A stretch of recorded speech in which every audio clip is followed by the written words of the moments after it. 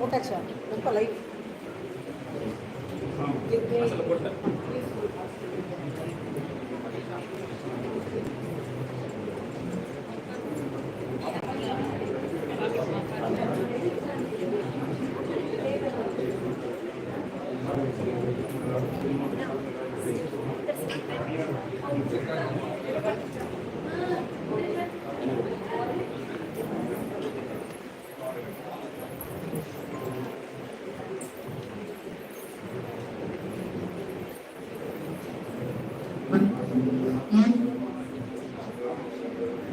ஈரோடு வாசல் படைப்பகத்தின் நூல் வெளியீட்டு விழாவிற்கு வருகை புரிந்திருக்கும் உங்கள் அனைவரையும் வருக வருக என வரவேற்பதில் பெருமிதப்படுகிறோம்.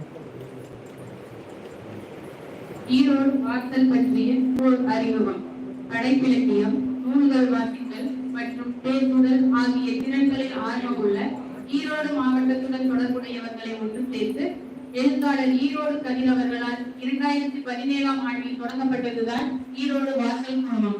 வாட்ஸ்அப் வாயிலாக 6 ஆண்டுகளாக வெற்றிகரமாக செயல்பட்ட இந்த குழுமம் 2023ஆம் ஆண்டு முதல் ஈரோடு வாசல் என்ற அமைப்பாக பதிவு செய்யப்பட்டு தலைவர், செயலர், பொருளர், துணைத் தலைவர்கள், திட்ட இயக்குநர்கள் மற்றும் உறுப்பினர்கள் என்ற கட்டமைப்பில் படைப்பு, உடல் மனநலன், பயிலிறங்கு, இளைஞர் வழிகாட்டி மற்றும் சமூக சேவை எனும் 5 தளங்களில் பல திட்டங்களை முன்னெடுத்து சிறப்பாக செயல்பட்டு வருகின்றனர்.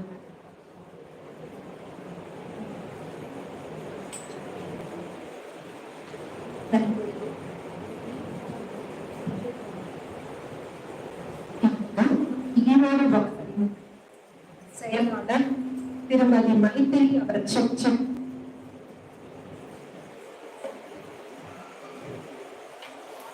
தற்பொழுது ஈரோடு வாசலின் செயலாளர் திருமதி மைத்திரி அவர்களை மேடைக்கு அழைக்கிறோம்.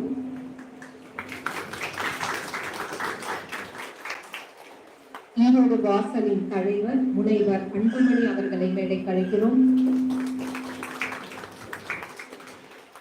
ஈரோடு வாசலின் முன்னாள் தலைவர் திருமதி ராதா மனோகரன் அவர்களை மேடைக்கு அழைக்கிறோம். மாயா பஜார் திரு நந்தகுமார் அவர்களை மேடைக்கு அழைக்கிறோம். இன்றைய நிகழ்வின் நாயகி திருமதி யசோதா பழனிசாமி அவர்களை மேடைக்கு அழைக்கிறோம். இன்றைய சிறப்பு விருந்தினர் எழுத்தாளர் திரு ஷான் கருப்பசாமி அவர்களை மேடைக்கு அழைக்கிறோம். பட்டயம் வாசிக்க ஸ்ரீ வீராகுமார் அவர்களை அழைக்கிறேன்.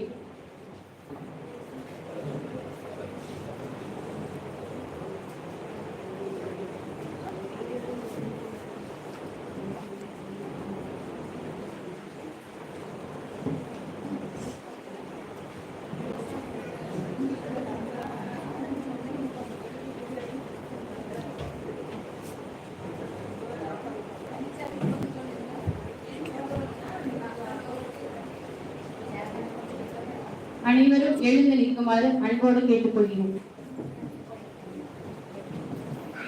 பட்டயம் வாசிக்க ஸ்ரீ வீணாகுமார் அவர்களை அழைக்கிறேன். ஈரோடு வாசல் உறுப்பினர்களாக நம் படைப்பு திறன், ஆளுமை திறன் மற்றும் உடல் மனநலத்தினை மேம்படுத்திடவும், சமூக பங்களிப்புடன் இளைய தலைமுறைக்கு வழிகாட்டிடவும், நம் அமைப்பு தரும் வாய்ப்புகளை தேடல் உள்ளவர்களுடன்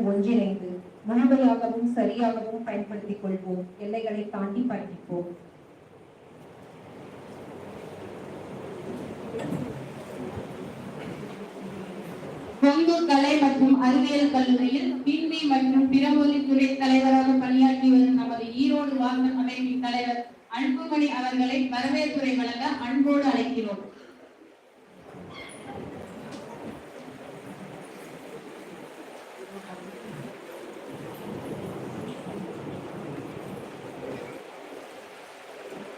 அனைவருக்கும் இனிய மாலை வணக்கங்கள். ஈரோடு வாசல் சார்பாக வாசல் படைப்பகத்தின் புத்தக வெளியீட்டு விழாவிற்கு வந்திருக்கக்கூடிய நூல் ஆர்வலர்கள், புத்தக பிரியர்கள், வாசகர்கள், உறவினர்கள், நண்பர்கள், இளைஞர்கள் என அனைவரையும் அன்புடன் வருக வருக என்று வரவேற்கிறேன். ஈரோடு வாசல் உறுப்பினர்கள், துணைத் தலைவர்கள், திட்ட இயக்குநர்கள் மற்றும் வழிகாட்டுதல் குழு உறுப்பினர்கள், செயலர் மற்றும் முன்னாள் தலைவர் அனைவரையும் வருக வருக என்று வரவேற்கிறேன். இவ்வளவு அழகான ஒரு அரங்கத்தை அமைத்துக் கொடுத்து எங்களுக்கு வழிநடத்தி கொண்டிருக்கக்கூடிய நம்முடைய டிஜிட்டல் லைப்ரரியினுடைய நூலகர் ஷீலா அக்கா அவர்களையும் வருக வருக என்று வரவேற்கிறேன். அடுத்ததாக, அதாவது சென்ற ஆண்டு ஈரோடு வாசல் ஏன்னா புத்தகங்கள் அப்படிங்கிறது நம்முடைய வாழ்க்கையை எப்பொழுதுமே புரட்டி போடக்கூடியது. ஒரு புத்தகம் படிக்கிறோம் அப்படின்னு சொன்னா அதுல நம்ம பல விஷயங்கள் நம்ம கத்துக்கிறோம். பல புத்தகங்களை நம்ம படிக்கும்போது நிறைய விஷயங்கள் நமக்கு ஒரு பாடமாக அமைகிறது. அதுல இருந்து சில கருத்துக்களை நம்ம எடுத்துக்கிட்டு நம்முடைய நிறைய பேருடைய வாழ்க்கை நம்ம மாறி இருக்கு நல்ல விதத்துல. ஸோ அந்த மாதிரி புத்தகங்கள் என்றுமே நமக்கு ஒரு ஊன்றுகோல் மாதிரி, முதுமைக்கு கூட புத்தகங்கள் தான் ஊன்றுகோல் அப்படின்னு நான் சொல்லுவேன். ஸோ அந்த புத்தகங்களை வாசிக்கிற பழக்கம் இருக்கிறவங்களுக்கு என்னைக்குமே ஒரு நண்பர்கள் இல்லைனோ இல்லை வேற யாரும் பக்கத்தில் இல்லைங்கிற ஒரு குறையோ இருக்காது. அதே மாதிரி புத்தகங்கள் நம்மை சிறிது சிறிதாக செதுக்கி கொண்டே இருக்கக்கூடிய ஒரு நல்ல ஒரு ஆயுதம் அப்படின்னு நம்ம சொல்லலாம். ஒரு சிற்பி எப்படி சிலையை செதுக்கிறாரோ அப்படி புத்தகங்களுடைய ஒவ்வொரு வரிகளும் ஒவ்வொரு சொற்களும் நம்மை அழகாக செதுக்கக்கூடியவை. அப்படிப்பட்ட இந்த புத்தகங்களை எழுதக்கூடிய எழுத்தாளர்கள் அவருடைய அனுபவங்கள், ஒவ்வொருவருடைய அனுபவம் ஒவ்வொரு மாதிரி. ஸோ அந்த அனுபவங்கள்ல நமக்கு ஒரு புத்தகம் மூலமாக எளிதாக நம்மை அடைகிறது. அப்படிப்பட்ட அந்த புத்தகங்களை எழுதுறவங்க அந்த மாதிரி ஒரு அமைப்பு தான் எழுதுறவங்களை நிறைய பேர் உருவாக்கணும் அப்படிங்கிறத ஒரு கொள்கையாக கொண்டிருக்கக்கூடிய அமைப்பு தான் ஈரோடு வாசல். சென்ற வருடம் இதுல யார் புதினங்கள் எழுத தயாரா இருக்கீங்க நாவல் அப்படின்னு சொல்லிட்டு விருப்பமுடைய ஒரு 10 பேர் அதுக்காக பெயர் கொடுத்தார்கள். அந்த 10 பேரையும் வைத்து ஒரு குழு அமைக்கப்பட்டு அதுல அவங்களை 2 குழுக்களாக பிரிக்கப்பட்டு அவங்களுக்கு நேரிலும் இணைய வழியிலும் நம்முடைய இன்றைய சிறப்பு விருந்தினர் திரு ஷான் கல்பசாமி அவர்கள் பயிற்சி எடுத்தாங்க. கிட்டத்தட்ட 1 ஆண்டு காலம் பயிற்சி பெற்றதுக்கு பிறகு அவங்க எழுத ஆரம்பிச்சாங்க. அந்த பயிற்சியினுடைய விளைவாக இன்று ஒரு முதல் புத்தக வெளியீடு விழா இப்போது நிறைவேற்றிக் கொண்டிருக்கிறது. அதற்காக இன்று வெளியிட்டு சிறப்புரையாற்ற இங்கே நம்முடைய வந்திருக்கக்கூடிய எங்கள் ஈரோடு வாசல் பெருமையாக நாங்கள் நினைக்கக்கூடிய திரு ஷான் கல்பசாமி அவர்கள், எழுத்தாளர் மற்றும் திரைப்பட கதாசிரியர் அவர்களை வருக வருக என்று உங்கள் அனைவரும் சார்பாக வரவேற்கிறேன். இந்த நூலினுடைய முதல் பிரதியை பெற்றுக்கொள்வதற்காக கோவையிலிருந்து வந்திருக்கக்கூடிய திருக்குறள் ஆர்வலர் திருமதி சண்முகப்பிரியா ஸ்ரீதரன் அவர்களையும் வருக வருக என்று வரவேற்கிறேன். அதே போல ஒரு நூல் வெளியீட்டு விழாவுக்கு வாழ்த்துறை வழங்குவதற்கு அவர்களுக்கு எப்போதுமே ஒரு வழிகாட்டியா இருக்கக்கூடிய, ஒரு பக்கபலமா இருக்கக்கூடிய, எல்லா விஷயங்களையும் அவங்களுக்கு ஒரு உதவி தரக்கூடிய ஒரு நபர், அவர் தான் இன்று நம்மிடையே வந்திருக்கிறார். வாழ்த்துறை வழங்குவதற்காக மாயாவதியாருடைய நிர்வாக இயக்குனர் திரு நந்தகுமார் அவர்களையும் வருக வருகிறேன். இன்று இந்த அனலிகா புத்தகத்தை பற்றிய ஒரு அறிமுகத்தை இன்று நமக்கு மட்டுமல்ல உலகிற்கே தரவுள்ள திருமதி லோகேஸ்வரி அவர்களையும் வருக வருக என்று வரவேற்கிறேன். அடுத்ததாக இன்றைய விழாவின் நாயகி நமது எழுத்தாளர், ஏற்புரை வழங்க உள்ள நமது எழுத்தாளர் திருமதி யசோதா பழனிசாமி அவர்கள் எல்லோருக்குமே ஒரு முன்மாதிரியாக திகழ்ந்து கொண்டிருக்கிறார்.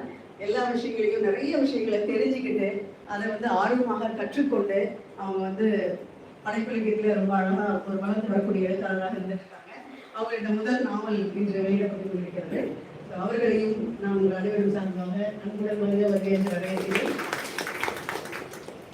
விழாவிற்கு வந்துள்ள அனைவரையும் மீண்டும் ஒருமுறை அன்புடன் வருக வருகை என்று அழைத்து நன்றி. வரவேற்புரை வழங்கிய தலைவர் அன்புமணி அவர்களுக்கு நன்றி. தற்போது நூல் வெளியீடு நடைபெற உள்ளது. சிறப்பு விருந்தினர் திரு ஷான் கருப்பசாமி அவர்கள் பற்றிய ஒரு அறிமுகம். இவரது இயற்பெயர் சண்முகம். ஷான் கருப்பசாமி என்ற பெயரில் எழுதி வருகிறார். கருப்பசாமி தந்தை பெயர், தாயார் பார்வதி. சென்னையில் ஒரு தனியார் தகவல் தொழில்நுட்ப நிறுவனத்தில் பணிபுரிகிறார். இவருடைய சொந்த ஊர் பெருந்துறை அருகே தாளக்கரைக்குள்ளூர். இவருடைய சிறுகதைகள், கட்டுரைகள், கவிதைகள், ஆனந்த விகடன், கல்வி, தலைமகள், முல்லைச்சரம், கனையாண்டி மற்றும் உயிர்மை ஆகிய பல அச்சு இதழ்களிலும் இணைய இதழ்களிலும் வெளியாகியுள்ளன. இவர் இணைய எழுத்தாளருக்கான சுஜாதா விருதை 2017 ஆண்டில் பெற்றார். ஓட்டம், சைக்கிள், ட்ரையத்லான் ஆகியவற்றில் ஆர்வம் கொண்டு பயிற்சிகளிலும் போட்டிகளிலும் ஈடுபட்டு வருகிறார். இவர் எழுதிய வெட்டாளம் என்ற நாவல் நோட்டா என்ற திரைப்படமாக வந்தது.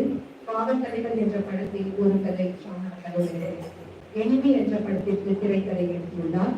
பொன்னி என்ற முழுமையான நாவலை இரு தொகுப்பாக வெளியிட்டுள்ளார். இவர் எழுதிய மற்ற நூல்கள் விரல்மனை கடவுள், ஆண்ட்ராய்டின் கதை, எதிரொலிக்கும் அறைகள், தங்கம் மற்றும் சின்ராசு. சேப்பியன் சங்கம் என்ற யூடியூப் சேனலை நண்பர்களுடன் இணைந்து நடத்தி வருகிறார். அடுத்த சண்முகப்பிரியா ஸ்ரீதரன் பற்றிய ஒரு சிறு அறிமுகம்.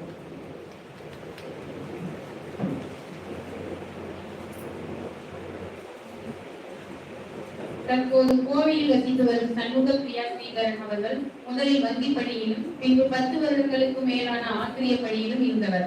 லிவ் வித் ஹிஸ்டரி என்னும் யூடியூப் சேனல் மூலம் மாணவர்களுக்கு வரலாறு மற்றும் சமூகவியல் பாடத்தை எளிதாக கொண்டு சேர்க்கும் முயற்சியில் ஈடுபட்டு வருகிறார்.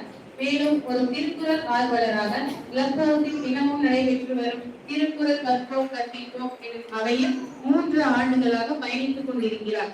சிறந்த தமிழ் சிறுகதைகளை FM மூலம் நேயர்களுக்கு கொண்டு சேர்க்கும் பணியினையும் மேற்கொண்டு வருகிறார். இப்போது அனலிகா நூலை வெளியிடுவதற்கு சிறப்பு விருந்தினர் ஷான் கருப்பசாமி அவர்களை அன்போடு அழைக்கிறோம். முதல் பிரதியை பெற்றுக் கொள்வதற்கு திருமதி சண்முகப்பிரியா ஸ்ரீதரன் அவர்களை அன்போடு அழைக்கிறோம்.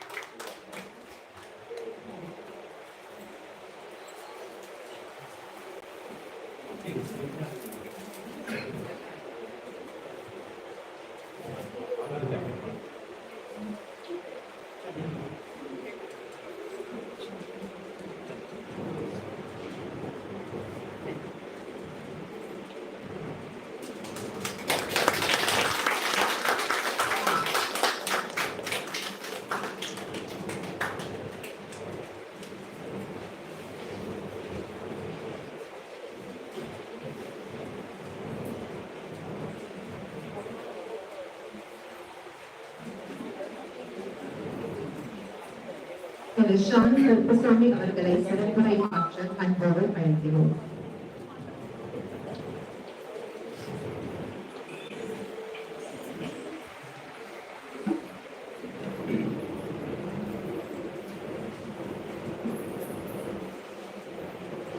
அனைவருக்கும் இனிய மாலை வணக்கம். பேரை சொல்லி ஏற்கனவே அறிமுகப்படுத்திட்டாங்க. மறுபடியும் சொல்ல வேண்டாம்.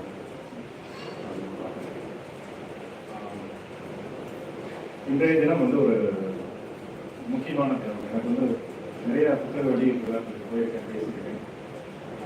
ஒரு புத்தகத்துடைய உருவாக்கம், அது ஒரு சின்ன ஒரு லைன்ல இருந்து அது புத்தகமாக மாறுற வரைக்கும் கூடவே பயணிச்சு, அதுக்கு நடுவில் அவங்களுக்கு நிறைய சந்தேகம்லாம் சரி வருமா வராமா, இந்த பரவாயில்ல எழுதுங்க அப்படின்னு சொல்லி கொஞ்சம் கொஞ்சமாக கொண்டு வந்து அது புத்தகமாக மாறுறத நான் பார்த்துட்டு இருந்து இந்த புத்தகம் வெளிவரது ரொம்ப சந்தோஷமா. அதனால் முதல்ல இப்படி ஒரு விழாவுக்கு மகிழ்ச்சி.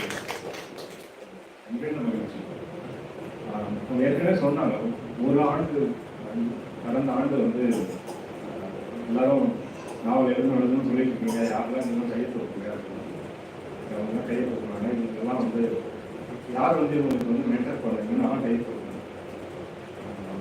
அது வந்து ஏன் கையை தூக்கணும் அப்படின்னு 2 பேருமே அந்த பக்கம் கையை தூக்கினவங்க இந்த பக்கம் கையை தூக்கினவங்க கஷ்டப்படுற அளவுக்கு தான் அது போச்சு. பல காரணங்கள். ஒரு எழுத்து அப்படிங்கிறது வந்து ஒவ்வொருவருக்கும் ஒவ்வொரு அந்த எழுத்து வந்து வேறு வேறு மீனிங்ல இருக்கு. இப்போ சில பேருக்கு வந்து தன்னை வெளிப்படுத்திக்கிறது, இதை வந்து சமுதாயத்துக்கு ஏதாவது சொல்லணுங்கிறதுக்காக எழுதுவாங்க. ஒரு சில பேருக்கு வந்து அந்த அந்த எழுத்துங்கிறது வந்து ஒரு தெரப்பி மாதிரி. ஆனால் வந்து எல்லாருக்குமே எழுதணும் அப்படிங்கிற ஒரு ஆசை இருக்கும். நான் இன்னைக்கு காரில் வரும்போது யோசிச்சுட்டே வந்தேன், எதுக்காக அதாவது எழுத தெரியாது, எழுத நேரம் இல்லை, அந்த மாதிரி எல்லாம் இருக்குமே எழுதணும் அப்படிங்கிற ஆசை வந்து அடிப்படையில் எல்லாருக்குமே இருக்கு. என்ன காரணம்? நான் வந்து என் ஊர் வழியாக வந்துருக்கேன். அந்த ஊரில் வந்து இந்த தெருக்கள், அந்த வீதிகள்லாம் பார்த்துக்கிட்டே வரும்போது சில மனிதர்கள் பற்றிலாம் யோசிச்சுக்கணும். ரொம்ப ரொம்ப தனித்துவமான மனிதர்கள். அவர்களுக்கும் ஒரு கதை இருக்கும், ஒரு திருப்புத்தனம் அவங்ககிட்ட இருக்கும். அதெல்லாம் நமக்கு ஞாபகம் இருக்கு. இப்போ யோசிச்சு பார்த்தா ஒரு 20 ஆண்டுகளுக்கு முன்னாடி இருந்த மனிதர்கள் இப்போ இல்லை. இன்னும் 20 ஆண்டுகள் கழித்து அவங்க இருக்க மாட்டாங்க. என் மைண்டில் இருக்கக்கூடிய அந்த மனிதர்கள் வந்து எனக்கு முன்னாடி இருக்க மாட்டாங்க. எனக்கு மட்டுமே, என்னுடைய நினைவுகள் மட்டுமே தங்கிவிட்ட நிறைய விஷயங்கள் வந்து என்னோட அழிஞ்சு போயிடும். அப்படி அழிஞ்சு போகாம அடுத்த சந்ததியினருக்கோ இல்லை இனிமேல் வரப்போறவர்களுக்கோ கடத்துறது எப்படி அப்படின்னு பார்த்தீங்கன்னா, எழுத்து வந்து ஒரு முக்கியமான, அதாவது எழுத்து உங்கள் ஆயுளை நீட்டிக்கிறது. 200 ஆண்டுகளுக்கு முன்னால் எழுதப்பட்ட புத்தகங்கள் வாயிலாக அந்த ஆசிரியர்கள் வந்து வாழ்ந்து கொண்டிருக்கிறார். அப்போ அந்த மனிதனுக்கு வந்து தன்னுடைய ஆயுளை நீட்டிக்க வேணுங்கிற ஆசை வந்து ஒரு அடிப்படையான ஒன்று. அது வந்து பிசிக்கலாக பண்ண முடியல, அதுக்கு மேலே வந்து நம்மளுடைய இயற்கை அனுமதிக்காது அப்படின்னா நம்ம வேறு வழிகளில் இன்னைக்கு வந்து ஆர்டிஃபிஷியல் இன்டெலிஜென்ஸ் மூலமா உங்களுடைய குரல், உங்களுடைய ஒரு சிந்தனை, நீங்கள் ஒரு விஷயத்தை கேள்வி கேட்டால் எப்படி பதில் சொல்லுவீங்க, என்ன மாதிரி சொற்களை பயன்படுத்துவீங்க, ஒரு குரல் எப்படி, உருவம் எப்படின்னு பதிவு பண்ணி வச்சுருக்கீங்க. பின்னாடி வந்து அதே மாதிரி கம்ப்யூட்டர் மூலமா வந்து உருவாக்க முடியும். இது வந்து நிறைய பேர் ஏற்கனவே ட்ரை பண்ணிட்டு இருக்காங்க. அது வந்து நிஜமான மனிதனுக்கு ஈடாக. அப்போ இந்த மாதிரி ஆசைகளும் முயற்சிகளும் தொடர்ந்து நடந்துட்டே இருக்கிறதுக்காக நான் சொல்லுவேன். இப்போ எழுத்து அப்படிங்கிறது வந்து ஒரு சிலருக்கு இதை எழுதி நம்ம வந்து ஒரு சிறந்த இலக்கியமாக மாற்றணும் அப்படிங்கிற ஆசை. ஒரு சில பேருக்கு எழுதி நான் என்ன நினச்சோம் அதை வச்சுட்டு போகணும் அப்படின்னு ஆசை. இப்போ எழுத்துங்கிற ஆசை எல்லாருக்குமே இருக்கு. அத்தனை பேரும் அந்த கைதுக்கே 11 பேரும் நிஜமாகவே நாவல் எழுத வேண்டும் அப்படிங்கிற ஆசையோடு வந்தாங்க. ஆனால் ஒவ்வொருவருக்கும் ஒரு சூழல் இருக்கும். அந்த அந்த அதற்கான நேரத்தை ஒதுக்க முடியாமல் போகலாம், இல்லை அந்த சிந்தனை வந்து தடைப்படும். இருக்கிறதே கடினமானது வந்து ஒரு நாவல், ஒரு கதை. அதில் இருக்கக்கூடிய 10 கதாபாத்திரங்களோடு நீங்கள் வந்து ஒரு 6 மாதமாவது தொடர்ந்து பயணிக்கணும். எழுதக்கூடிய நேரம் வந்து மாறும், ஒவ்வொருவருக்கும் மாறும். ஆனால் வந்து அந்த கதாபாத்திரங்களை அவன் மைண்டில் உருவாக்கி அந்த கதையோடு பயணிக்கிறது பார்த்தீங்கன்னா வருடக்கணக்காக கூட இருக்கும். சில நேரங்கள் வந்து நான் எழுதிய தங்கம் அப்படிங்கிற ஒரு சிறுவர்கள் சத்தாகிற கதாபாத்திரம். அந்த கதாபாத்திரம் வந்து என்னுடைய சிறு வயதில் நான் பார்த்த அவர் வந்து ஒரு டிரான்ஸ்ஜெண்டர். அந்த ஊரில், நம்ம ஊரில் எப்படின்னு வந்து தெரியும், ஆண்கள் வந்து அவர் வந்து சட்டை லுங்கி தான் போடணும், ஏன்னா அவர் ஒரு ஆண். ஆனால் மனதால் அவர் வந்து தன்னை ஒரு பெண்ணாக உணர்ந்தவர். அப்போ என்ன பண்ணுவார்னா, அந்த லுங்கி வந்து ஒரு கலர், ஒரு சேலை மாதிரியான லுங்கியெல்லாம் புரிஞ்சுப்பாரு. சட்டையும் வந்து அதே மாதிரி ஒரு மெல்லிசான சட்டை போடுறாரு. லிப்ஸ்டிக் போட முடியாது, அதனால எப்பவுமே வெத்தலையோட தான் இருப்பாரு, போட்டு வச்சுக்குவாரு. எப்படியெல்லாம் தன்னை பெண்ணா காட்டிக்க முடியுமோ அப்படியெல்லாம் காட்டிட்டு அவரை எல்லாம் கிண்டல் பண்ணுவாங்க, கேள்வி பண்ணுவாங்க. அந்த கிண்டல் கேள்விக்கு நடுவில் நானும் இருந்தேன். என்கிட்ட வந்து பேசணும்னு முயற்சி பண்ணுவாரு. ஆனால் வந்து நான் ஒரு அந்த பக்கம் தான், இந்த பக்கம் இந்த பக்கம் தான், அந்த ஏன்னா 2 பேரும் பேசுனதை யாராவது பார்த்துட்டாங்கன்னா போச்சு, நம்மளை கிண்டல் பண்ணுவாங்கிறதுக்காக நான் வந்து நிறைய தவிர்த்துருக்கேன். ஆனால் நான் பின்னாடி வந்து ஒரு கல்லூரிக்கு போனது, ஓரளவுக்கு வந்து நம்ம வாசிப்பு, நிறைய மக்களை பார்க்குறோம், நம்மளுடைய பார்வை விசாலம் அடையும் போது நான் செஞ்சது வந்து சரியில்லை. அந்த நேரத்தில் அவங்களோட வந்து ஒரு நார்மலாகவே நான் பழகிடலாம் அப்படின்னு தோணுச்சு. ஆனால் அப்படி ஒரு மனிதன் இருந்தான். திடீர்னு வந்து அந்த மனிதனை காணும். அந்த தெருவில் இல்லை, ரேஷன் கடையில் வந்து ரேஷன் கடைக்கும் மளிகை கடைக்கும் வித்தியாசம் இருக்கும். அரிசி விலைகள் வித்தியாசம் இருக்கும். அரிசி இங்கே வந்து 2 ரூபாய் கிடைச்சுன்னா வெளியில் 5 ரூபா. மண்ணெண்ணெய் வந்து வெளியில் கிடைக்கவே கிடைக்காது, ரேஷன் கடையில் கிடைக்கும். இதுல ஒரு வியாபாரம் நடந்துட்டு இருப்பாங்க. அவருடைய வேலையை வந்து எல்லாருக்கிட்டையும் ரேஷன் கார்டு வாங்கி வச்சுட்டு அந்த ரேஷன் கார்டுக்கான ஒரு பணத்தை கொடுத்துட்டு ரேஷன் கடையில் வாங்கி இங்கே இருக்கக்கூடிய மளிகை கடையில் விற்கிறதா அவருடைய வேலை. வீட்டில் அதிகமாக சேர்க்க மாட்டாங்க, இதை வச்சுதான் வந்து குழம்பு ஓடிட்டு. இப்படியான ஒரு கதாபாத்திரம் திடீர்னு என் வாழ்க்கையில இருந்து மறந்து போச்சு. அந்த பகுதியில் இருந்தவங்களும் மறந்துட்டாங்க. ஏன்னா அவர் வந்து ஒரு மனிதனாவே மதிக்க அவங்க வந்து தயாரா. அப்போ இது என் மனதில் எப்போ பதிஞ்சதுன்னு எனக்கு தெரியாது. ஆனா ஒரு 20 ஆண்டுகள் கழித்து அது ஒரு சிறுகதையா வெளியே வருது. அந்த சிறுகதையை படிச்சுட்டு அது வந்து ஒரு நெட்ஃபிளிக்ஸ்ல ஒரு பெரிய இயக்குனரால அது வந்து ஒரு குறும்படமா வெளியே வருது. அப்போ இந்த எழுத்துங்கிற ஒரு விஷயம் அப்படி ஒரு மனிதரை வந்து நிரந்தரமா பதிவு பண்ணிச்சு. இப்போ நான் 170 நாடுகளில் அதை வந்து நீங்க வந்து பார்க்க முடியும். அப்பதான் எனக்கும் அந்த எழுத்துடைய வலிமை என்ன அப்படின்னு புரிஞ்சுக்கணும். அப்ப நான் எதுக்கு இதை சொல்ல வரேன்னா, இந்த கதை வந்து ஒரு ஆண்டுகள் நாங்கள் வந்து சிரமப்பட்டு உருவாக்கணும். இதை எழுத வேண்டுங்கிற ஆர்வம் வரணும்னா அதுக்கு முன்னாடி இருந்தே இது வந்து உங்களை வந்து துரத்திக்கிட்டே இருக்கும். இதை எழுத்து அந்த வகையில் வந்து இது இந்த ஒரு ஆண்டில் என்னுடைய முயற்சியால் மட்டுமே உருவானதா இருக்க முடியாது. அதற்கு முன்பிருந்தே அது மனதில் இருந்த ஒரு கருதான் வந்து அதற்கு ஒரு தூண்டுகோலா நான் இருந்தேன் அப்படின்னு வேணா சொல்லலாம். இந்த புத்தகத்தை பொறுத்த வரைக்கும் இதுல வந்து ஒரு நல்ல ஒரு நாட் ஒன்று நம்ம சொல்லும் போது வந்து இது ஒரு திரைப்படமாவோ இல்லை ஒரு சீரியல் டிவி சீரியலாவோ வரக்கூடிய ஒரு நாட் வந்து இருந்தது. அதனால நீங்க தொடர்ந்து எழுதுங்க அப்படின்னு சொன்னேன். கண்டிப்பா உண்மையாகவே அது வந்து ஒரு திறமையான திரைக்கதை ஆசிரியர்கள் வந்து இதுல ஒரு அருமையான நாட் இருக்கு. அது ரொம்ப கதை பின்னாடி இருக்கிறத வச்சு நீங்க தெரிஞ்சுக்கலாம். அந்த அந்த பொண்ணுக்கு வந்து அவங்க அம்மா வந்து 2வது திருமணம் செஞ்சுக்கிட்டு பிடிக்கல. ஆனா பிடிக்கணும்னு நினைச்சுதான் அந்த அம்மா வந்து கல்யாணம் பண்ணாங்க. அந்த 2வது திருமணம் செய்து அந்த கணவரும் நல்லவர். இப்படி இருக்கக்கூடிய ஒரு சூழலை தான் இந்த கதை வந்து சொல்லுது. இந்த கதையில 2ஆம் பாதிக்கு மேல அந்த பெண்ணுடைய உண்மையான தந்தை உள்ளவர். அப்போ நடக்கக்கூடிய டிராமா தான் இந்த கதை. இந்த ஒன்லைன் வந்து நீங்க சொன்ன ஒரு சினிமாவுக்கான ஒன்லைனா தான் இருக்கு. அதனால இதுல இருந்த பொட்டன்ஷியல் வச்சுதான் நான் வந்து அவங்க வந்து எழுத சொன்னேன். ஒரு ஒரு சிறந்த மாணவியாக அவர் வந்து தொடர்ந்து எழுதிட்டே வந்தாங்க. நிறைய தடங்கள், அதாவது எப்படி சொல்றதுன்னா இந்த ஒரு வருடத்துல வந்து ஒரு ஒரு குடும்ப தலைவி அவருக்கு கீழே நிறைய பேர் அவரை நம்பி இருக்காங்க. அவர் சில பலரை நம்பி இருக்காங்க. அப்போ ஒரு ஆண் ஒரு விஷயத்தை பண்றதுக்கும் ஒரு பெண் பண்றதுக்கும் ஒரு வேறுபாடு. இதை வந்து நான் இந்த ஈரோடு வாசல்லையே பார்த்துட்டேன். வாய்ப்புகளை பயன்படுத்திக் கொள்வதில் ஆண்களுக்கும் பெண்களுக்கும் இருக்கக்கூடிய அந்த வேறுபாடு. ஈரோடு வாசல்ங்கிற வாய்ப்பு எல்லாருக்குமே பொதுவாக. ஆனா அதுல எத்தனை பேர் அந்த வாய்ப்பை பயன்படுத்திக்கிறாங்க? அதுல இப்ப மேல வந்து ஈரோடு வாசலில் இயங்கிக் கொண்டிருப்பவர்கள் எத்தனை பேர் பார்த்தீங்கன்னா அதுல வந்து பெண்கள் வந்து 80% சொல்லலாம். பெண்கள் வாய்ப்புகளை பயன்படுத்திக் கொள்வதில் ஆண்களை விட ஆர்வமாக இருக்கிறாங்க. அவர்களுக்கு வாய்ப்பு மறுக்கப்பட்டிருக்கிறது. இத்தனை ஆண்டு காலம் வாய்ப்பு மறுக்கப்பட்டதை அவர்கள் கிடைக்கிறப்ப பிடிச்சிக்கிறாங்க. 10ஆம் கிளாஸ்ல ஏன் அதிகமாக இருப்பாங்க, 12ஆம் கிளாஸ்ல ஏன் அவங்க அதிகமாக இருப்பாங்க, எங்க போனாலும் ஏன் அவங்க டாப் ஸ்கோர் பண்றாங்கன்னா கிடைச்ச வாய்ப்பை விட்டுறக்கூடாது அப்படின்னு. அதுல ஈரோடு வாசல்ல வந்து இந்த எழுதுவதற்காக கிடைத்த வாய்ப்பை அதிகமாக பயன்படுத்தி கொண்டவர் கதாசிரியர் யசோதா. இது வந்து 3வது புத்தகம், முதல் நாவல். நான் திரும்ப சொல்ற மாதிரி ஒரு நாவலை எழுதி முடிக்கிறது வந்து புத்தகத்தை உருவாக்குவதில்ல, உங்களை உருமாற்றுகிறது. நீங்க நாவலை எழுதுறதுக்கு முன்னாடி இருந்த பர்சனாலிட்டி வேற, எழுதி முடிவதுக்கு அப்புறம் அவங்க பர்சனாலிட்டி வேற. அந்த மாற்றத்தை நீங்க உங்க வாழ்க்கையில் உணர்வீங்க. பின்னாடி வந்து நிறைய விஷயங்களை நீங்க வந்து யோசிச்சு ஒரு ஸ்ட்ரக்சர்டா செயல்படுவதற்கு அது வந்து உதவியாகும்.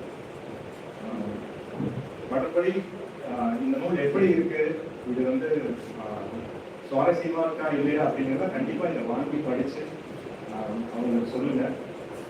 இன்னும் கொஞ்சம் பேர் எழுதிட்டு இருக்காங்க. கூடிய சீக்கிரம் அவங்களும் புத்தகம் ஆகுவாங்கன்னு நினைக்கிறேன். மீதி வந்து அரியர் வச்சிருக்கிறவங்களும் இந்த விழாவை பார்த்து திரும்ப வந்து எழுதுவாங்க அப்படின்னு நம்புறேன். எனக்கு இந்த வாய்ப்பளித்தமைக்கு நன்றி. அனைவரும் நூலை வாங்கி படிங்க.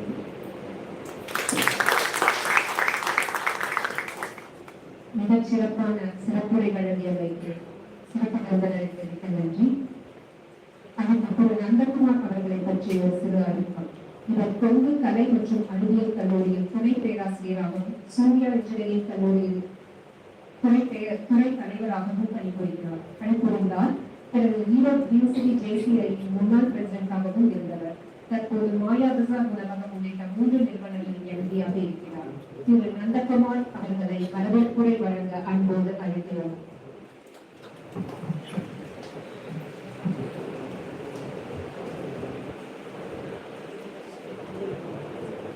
வணிகம் வாழ்த்துறை வழங்க. பேச கூப்பிட்டீங்கன்னாலே என்ன உரைங்கிறது என் மைண்டுக்கு ஏறாது. நம்ம என்ன பேச போறோம் அப்படிங்கிற எண்ணத்துல கலக்கும் போது நீங்க நன்றி உரை சொன்னீங்கன்னா கூட எனக்கு உரைதான் நான் பேசுவேன். நீங்க பொதுவாகவே பேச்சாளர்களுக்கு இருக்கக்கூடிய ஒரு நிழல் அப்படின்னு சொல்லலாம். All the protocols are observed.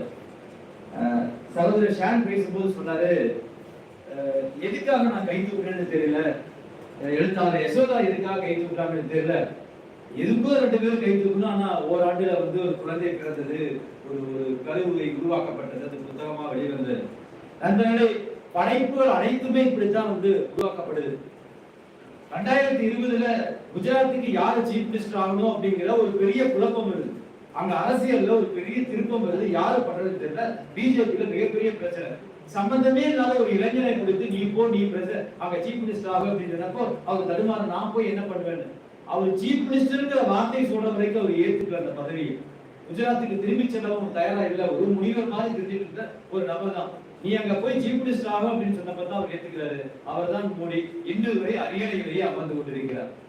அவரும் அழைத்து வரப்பட்டவர்கள் ஒரு வகையை எழுத்து வரப்பட்டவர் தான். எங்க உங்களுக்கு வாய்ப்பு வழங்கப்படுகிறதோ யோசிக்காம கையை தூக்கிடுங்க. யாரெல்லாம் நீச்சல் பழகிறதுக்கு தள்ளிவிடப்பட்டார்களோ அவங்க எல்லாம் நீச்சல் பழகிட்டாங்க. நான் யோசிச்சு நான் பெரிய வீரன் ஆகணும் அப்படின்னு முடிவு பண்ணி குதிச்சவன் யாருமே இல்லை இந்த சமூகத்துல. நான் கரெக்டா பேசிட்டு இருக்கேன். இங்க நீச்சல் தெரிஞ்சவங்க நான் சொல்லிட்டு இருக்கிறேன் இல்லைங்களா? அனைவருமே அப்படித்தான். நம்ம வாழ்க்கையில பல விஷயங்கள் திட்டமிட்டு செய்யறதல்ல, எல்லாமே ஒரு வகையான ஆக்சிடென்ட் தான். ஆனா அந்த ஆக்சிடென்ட் என்ன பண்ணிக்கிறோம்னா நம்ம கருவை உருவாக்குறோம், அதுக்கு ஒரு உருவம் கொடுக்கிறோம். இப்படி துவங்கணும் அப்படி துவங்கணும், அதற்கு பின்னால் ஒரு வரையறையை கொடுத்துக்கிறோம். ஆனா உண்மையில அனைவருமே எடுத்து வரப்பட்டவர்கள் தான், அழைத்து வரப்பட்டவர்கள் அல்ல. நண்பர்களே, எனக்கு ஒரு புதிய மேலை. என்ன காரணம் அப்படின்னு கேட்டீங்கன்னா, ஒவ்வொரு ஆண்டு ஆடி 18 அப்படின்னா 80களில் 90களில் ஒரு பெரிய கொண்டாட்டம் இருக்கும். இங்க இருக்கக்கூடிய மொத்த சேர ஒரு வீட்டுக்கு இருக்கும். இங்க என்னுடைய குடும்பமே இருக்கு. நாங்க மொத்தம் 7 பேர். என் கூட பிறந்தவங்க 3 பேர், என் சித்திக்கு பிறந்தவங்க 4 பேர். ஒரே குடும்பமா என் தாத்தா வீட்டுல இருக்கும். ஒரு கோலாகலமா இருக்கு, ஒரு கொண்டாட்டமா இருக்கும். இன்னும் 18 அப்படின்ட்டா பழனி நாம ஒரு வண்டி கட்டிட்டு பழனி போவோம். அப்படி ஒரு மகிழ்ச்சியா இருந்தோம். அந்த மகிழ்ச்சியான கூட்டத்துக்குள்ள இருந்த ஒரு குருவி தான் யசோதா அப்படிங்கிற நபர். இவருக்குள்ள இருந்த எழுத்தாற்றலை சிறு வயதுல இருந்து நான் பார்த்துட்டு இருக்கக்கூடிய ஒரு நபர். எனக்கு இப்போ அலைபேசியில கூப்பிட்டு ஞாயிற்றுக்கிழமை நீ ஃப்ரீயா இருக்கியா, நீ வர வேண்டியது இருக்கும் அப்படின்னு கேட்டாங்க. எதுக்குக்கா அப்படின்னு கேட்டேன். இந்த மாதிரி நான் ஒரு புத்தகம் வெளியிடுறேன், நீ எதுக்கு வாழ்த்துறேன்னு. எனக்கு வேற எந்த வேலையுமே இல்லை, இதுதான் என் வேலையா இருக்க போகுது. இதுக்கு வாழ்த்தி பேசுறதுக்கு சரியான ஒரு அப்ராப்ரியேட் நபர் யார் அப்படின்னா நானா தான் இருக்க முடியும். ஏன் அப்படின்னா உன் கைப்பிடித்து நடந்தவன் நான், நடக்க பழகிய காலத்திலிருந்து உன் கைப்பிடித்து நடந்தவன் நான், உன்னை நான் பார்த்துட்டு இருக்கக்கூடிய நபர், பேசுறதுக்கு தகுதியான நபர் நான் தான் அப்படின்னு சொல்லிட்டு இருந்தேன். ரொம்ப ஆசை கொஞ்சம் சுயபிராணம் பாடுறேன்னு 11வது வகுப்பு படிக்கும் போது சிறப்பு தமிழத்தை பாடமா எடுத்து படிச்சது எங்க அக்கா. தனக்கு அப்புறம் தனக்குள்ள ஒரு ஆர்வம், தமிழ் மீது ஒரு மிகப்பெரிய ஆர்வம் இருக்கும். சுபாஷினியோட படம் அப்படின்னா அக்காவுக்கு தனிச்சிறப்பு இருக்கும், ரொம்ப விரும்பி பார்ப்பாங்க. ஏன்னா சுபாஷினுடைய அந்த கேரக்டர் ஒவ்வொரு மூவில பாத்தீங்கன்னா ஒரு புரட்சிகரமான ஒரு கேரக்டர் தான் இருக்கும். அந்த கேரக்டர் அக்காவுக்குள்ள ரொம்ப பாதிப்பு இருக்கும். அந்த பேச்சுலையும் முகபாவனையும் அவன் சிறுபிள்ளையும் ரொம்ப அக்காவுக்கு அது அதிகம் இருக்கும். நிறைய வாய்ப்புகள், அதாவது சமூக வலைத்தளம் வருவதற்கு முன்பா பாத்தீங்கன்னா வாரமலர்ல சில பத்திரிகைகள்ல பாத்தீங்கன்னா தொடர்ந்து இருக்கும் சின்ன சின்ன துருப்புகளா யசோதா பழனிசாமி இருக்கும். அப்படி இருந்த ஒரு காலகட்டத்தில் தான் இந்த 2017 ஆண்டை மறந்துட்டேன்.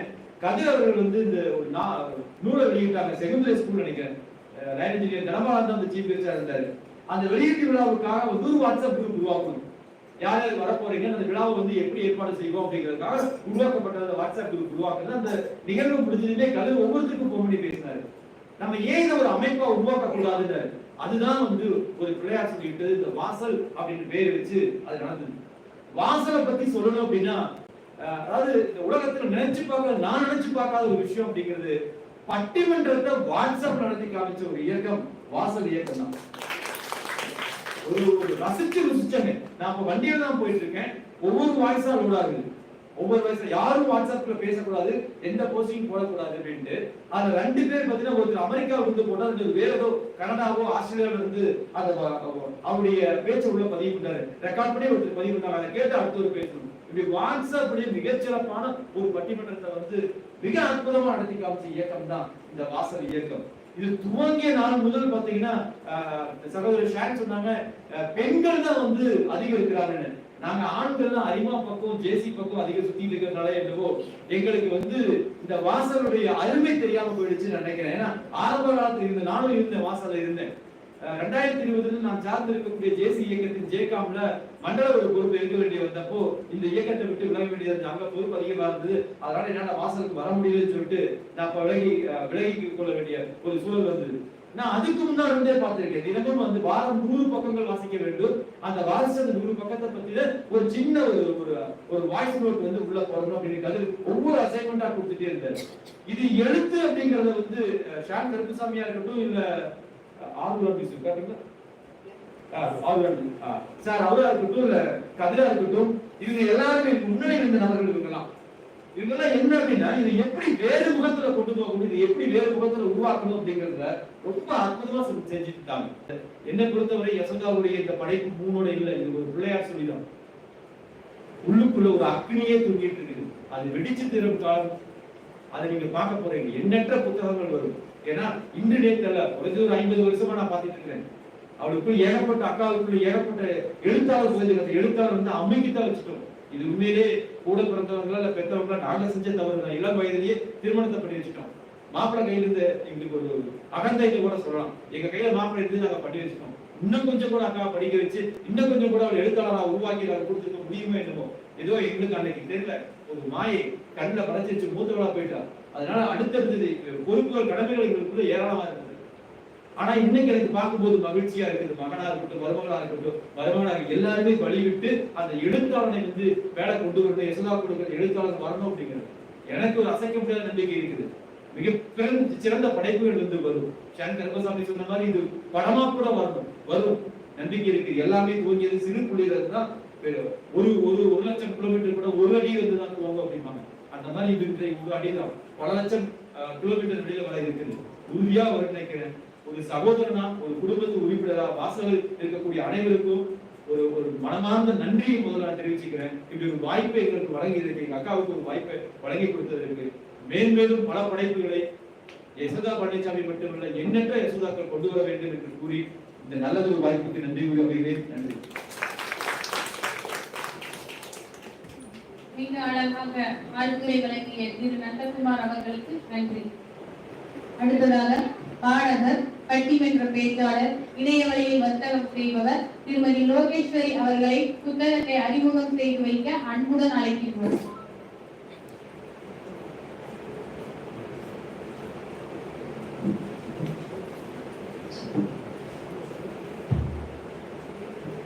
அனைவருக்கும் உற்சாகமான வணக்கம். இது எனக்கு முதலான ஒரு அனுபவம் கிடைக்கும். ஏன்னா ஒரு புத்தகத்தை ரிலீஸ் பண்ற அன்னைக்கு அதை பத்தி நான் பேச போறேன் அப்படிங்கிறது எனக்கு இது முதல் முறை. ரொம்ப பெருமையா இருக்கு, ரொம்ப சந்தோஷமா இருக்கு. யசோதாமா என்னை கூட்டி கேட்டாங்க, இதை பண்ணிடுறியாடா அப்படின்னு.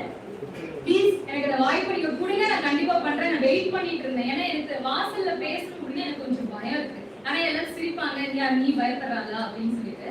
அது ஏன்னு தெரியாது, மற்ற இடங்களை தாண்டி இங்க பேசணும் அப்படின்னா மட்டும் எனக்கு ஒரு பயம் வரும்.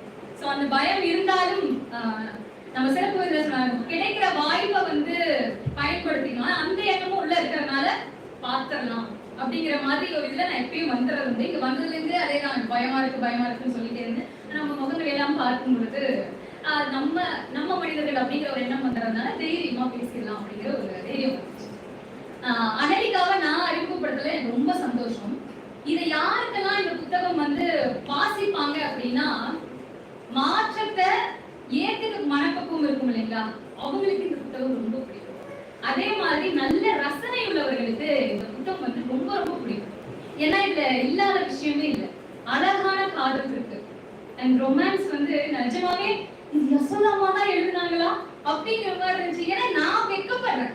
ஒரு 35 வயசு இருக்கு, ஒரு 34 வயசு இருக்கிறவங்க வந்து அதை படிக்கும்போது ஒரு வெக்கம் வருதுன்னா அந்த எழுத்து வந்து என்ன வேலை பார்க்குதுன்னா நம்மள அப்படியே அதுக்குள்ள போய் இழுத்து வச்சிருக்குன்னு தான் அர்த்தம். அப்படியான ஒரு ரொமான்ஸ் இருந்தது.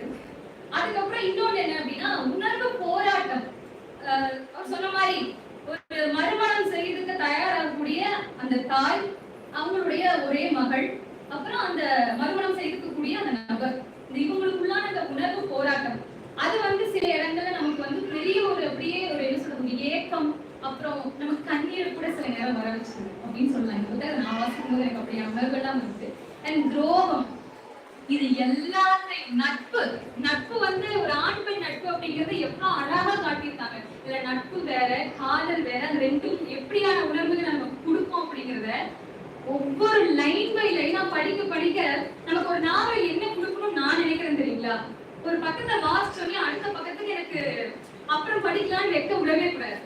நாவல் எனக்கு தெரிஞ்சு அப்படிதான் சுவாரஸ்யத்தை கொடுத்துட்டே இருக்கணும். எனக்கு கண்ணு சொருகுது, சரி வச்சலாம் நாளைக்கு கொஞ்சம் பாத்துக்கலாம் அப்படின்னு. ஆனா அடுத்தது என்னாச்சுன்னு தெரிஞ்சுக்கணுமே அப்படிங்கிற ஒரு ஆர்வம் என்ன பண்ணுது அப்படின்னா படி படி அப்படின்னு சொல்லி படிக்க வைக்குது.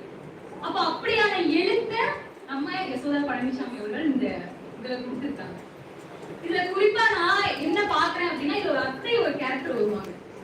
அந்த அத்தையை வந்து நான் யாரா பார்த்தேன் அப்படின்னா யசோதாமாவை தான் பாக்குறேன். இப்ப கூட சொன்னாங்க இந்த மருமகனுக்கும் அவங்களுக்குமான அந்த இது சொல்லும் போது எனக்கு அப்படியே அந்த அத்தையை இந்த அத்தை அப்படிங்கிற மாதிரி. ஏன்னா இவங்க அவ்வளவு பக்குவமா இருக்கும் பேசுற விதம். ஒரு இடத்துல குடும்பத்துல பாத்தீங்கன்னா பெரியவங்களுக்கு ஒரு பொறுப்பு இருக்கும் எப்பயுமே. ஏன்னா வார்த்தைகளை பசங்க எங்கேயாவது அப்படி இப்படி தவற விட்டா கூட அவங்க என்ன பண்ணுவாங்க அப்படின்னா சரிப்பா சரி விடுங்க அடுத்தது பார்ப்போம் அப்படின்னு சொல்லி அங்கிருந்து நம்ம நகர்த்தி அந்த பக்கம் கொண்டு போவாங்க. இதை பெரியவங்க செய்வாங்க. அப்படியான ஒரு அத்தை, இந்த மாதிரி எனக்கு ஒரு அத்தை இல்லையே அப்படிங்கிறது நான் மாமியார் சொல்றேன். நீங்க அப்படி கிடைக்க இது அத்தை ஓகேவா, அப்பாவுடைய நினைச்சிருப்பாங்க இல்லையா, அந்த மாதிரி அத்தை. சோ இப்படியும் நமக்கு ஒரு அத்தை இல்லையே அப்படின்னு. ஏன்னா அம்மாவுக்கு அப்புறமா அத்தை அப்படிங்கிறவங்க சொல்லுவாங்க இல்லையா ரொம்ப ஒரு க்ளோஸ் அப்படின்னு, அம்மா மாதிரி பாத்துப்பாங்க. அது மாதிரி அந்த மருமகளுக்கு, அதாவது சொந்த மருமகளை விட நம்மளோட அண்ணன் பையன் அப்படின்னா அது வேற மாதிரி ஒரு உணர்வு. அந்த உணர்வு இது எல்லாத்தையுமே வந்து அவ்வளவு அழகா சொல்லியிருக்காங்க. அதே மாதிரி வர்ணனை, ஒரு பொண்ணு எவ்வளவு அழகா வர்ணிச்சிருக்காங்க. ஒரு ஆண் இப்படி வர்ணிக்க முடியுமான்னு தெரியல. அந்த இந்த கதையினுடைய நாயகியுடைய அம்மான்னு சொல்லிக்கலாம். ஏன்னா இந்த கதையுடைய கருவே பாத்தீங்கன்னா ஒரு குழந்தைய பேஸ் பண்ணிதான் இருக்கு. சோ அவங்களுடைய அம்மாவை வந்து இவங்க வர்ணிக்கிற விதம் வந்து எனக்கு அந்த பொற்கொடியா நான் இருந்துக்கூடாதுன்ற மாதிரிதான் ஒரு ஃபீல். ஏன்னா அவ்வளவு அழகா சொல்லியிருந்தாங்க. அந்த சேர மடிப்ப சொல்ற விதம் இதெல்லாம் வந்து அப்படியே நமக்கு என்ன சொல்றதுன்னா நான் அந்த இடத்துக்கே நம்மளை கூட்டிட்டு போய் நானே இமேஜின் பண்ணிட்டேன். இது வந்து இந்த திண்டல் மலையில இந்த கல்யாணம் நடக்குது அப்படி நானாவே அந்த பொற்கொடியே நான் பார்த்தேன். கபிலன் மேலே எனக்கு ஒரு காதலே வந்துச்சு. இது என் கணவருக்கு என்ன தெரியாது. ஏன்னா இதுல வந்து கபிலன் மேல எனக்கு ஒரு காதல் வந்தது. அது இன்னும் என் கணவருக்கு நான் சொல்லல. முதல்ல நான் உங்ககிட்ட தான் சொல்றேன். இப்படியான ஒரு மனுஷன் புரிஞ்சுக்கிறது, காத்திருக்கிறது. இன்னைக்கு யாருக்குமே சொல்லுவாங்க இந்த காதல வந்து அவசரம், என்ன கொஞ்சம் அவசரம் சாடு. பட் அந்த பொறுமையா இருக்கிறவங்களை கண்டா அதனால எனக்கு ரொம்ப பிடிக்கும். இத கபிலன் வந்து ரொம்ப பொறுமையான ஆளு. அவரை பார்க்கும்போது எனக்கு வந்து என்ன சொல்றது, சரி இப்படி ஒரு மனுஷன் இப்படி ஒரு அண்டர்ஸ்டாண்டிங்கா இருந்துட்டாங்கன்னா மத்தவங்களோட உணர்வுகளை புரிஞ்சுக்க ஒரு ஆள் கிடைச்சிட்டா லைஃப் ரொம்ப சந்தோஷமா இருக்கும். சோ அப்படி ஒவ்வொன்றையும் பார்த்து அப்புறம் இந்த குழந்தைங்க கிட்ட ஒரு புரிதலற்ற தன்மை இருக்கும் இல்லையா. எனக்கு பொசசிவ்னஸ் ஒரு குழந்தை வீட்டுல இருக்கானா ரெண்டாவது குழந்தைய அவங்க பெற்றுக்கும் போதே ஃபர்ஸ்ட் குழந்தைக்கு வந்து கொஞ்சம் வயசு பெருசா இருக்கா அப்படின்னா ரெண்டாவது குழந்தை வந்து இவர் எப்படி எடுத்துக்கோடும் அப்படிங்கிற ஒரு பெரிய ஒரு இது இருக்கும். அந்த குழந்தை வந்து இவங்க அம்மா எப்ப பார்த்தாலும் சின்ன பிள்ளையவே கொஞ்சம் நாங்க இந்த மாதிரி நார்மல் லைஃப்ல நடக்கிறது. அப்போ மறுமணம்னு வரும்போது அதுக்குள்ள இன்னும் நிறைய விஷயங்கள் இருக்கும். அதையெல்லாம் அவ்வளோ டீட்டெயிலிங்கா அவ்வளோ அழகா செதுக்கியிருக்காங்க. கண்டிப்பா இந்த புத்தகம் வந்து சார் சொன்ன மாதிரி ஒரு படமா எடுக்கிறதுக்கும் சீரியலா எடுக்கிறதுக்கும் ரொம்ப ரொம்ப தகுதி வாய்ந்த ஒரு புத்தகம் இந்த புத்தகம்.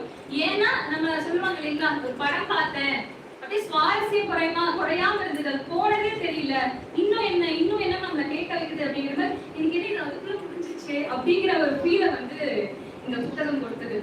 ஸோ கண்டிப்பா இந்த அதே மாதிரி யசோதம்மாவை பத்தி ஒரு விஷயம் சொல்லணும். நான் வந்து இது வரைக்கும் அவர்களுடைய புத்தகத்தை வாசிக்கல. பூவரசி வீட்டுல தான் இருக்காங்க. அதாவது அவங்க எழுதின இன்னொரு புத்தகத்தை பத்தி சொல்றேன். பூவரசியும் சிறகு முளைத்த சித்திரமும் வீட்டுல இருக்கு. இது வரைக்கும் நான் தொடல. இப்ப எனக்கு ரொம்ப வருத்தமா இருக்கு. ஏன்னா இப்படி ஒரு நல்ல எழுத்தாளரோட புத்தகத்தை வாங்கி வீட்டுல வச்சுட்டு இன்னும் படிக்காம இருக்கவே அப்படின்னு சொல்லி. ஆனா அப்படியா இருந்தும் எனக்கு இந்த வாய்ப்பு அவங்க கொடுத்துருக்காங்க. அதன் மூலமா இவங்களை பத்தியும் இவங்க எழுத்து பத்தி இவ்வளவு நல்லா தெரிஞ்சுக்க முடிஞ்சது, உங்களுக்கு எல்லாம் வந்து சேர்க்க முடிஞ்சதுல எனக்கு பெரிய மகிழ்ச்சி. நன்றி.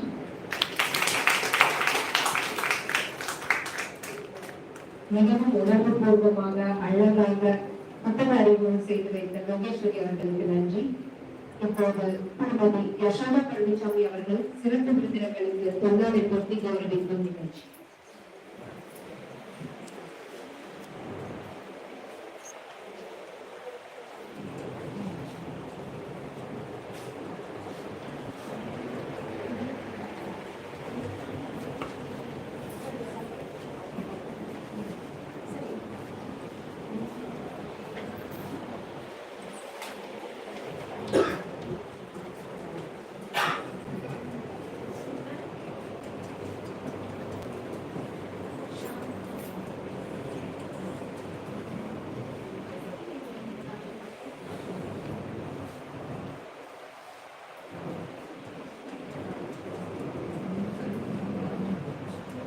சிறப்பு விருந்தினருக்கு எழுத்தாளர் பொன்னாடை பொருத்தி.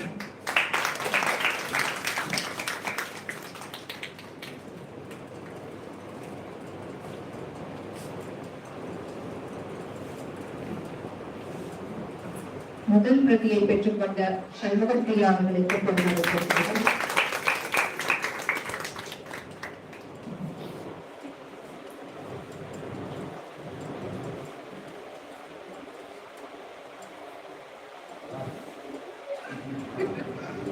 வாழ்த்துறை வழங்கிய நந்தகுமார் அவர்களுக்கு பொன்னாடை பொருத்துகிறேன்.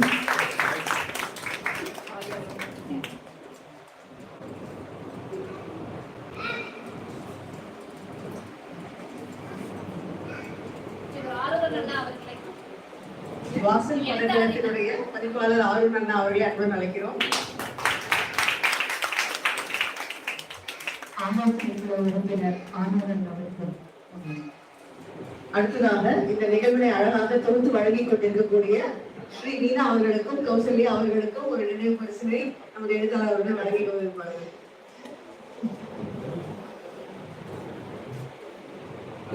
முதலில் நூலை அறிமுகம் செய்து வைத்த திருமதி லோகேஸ்வரி அவர்களுக்கு.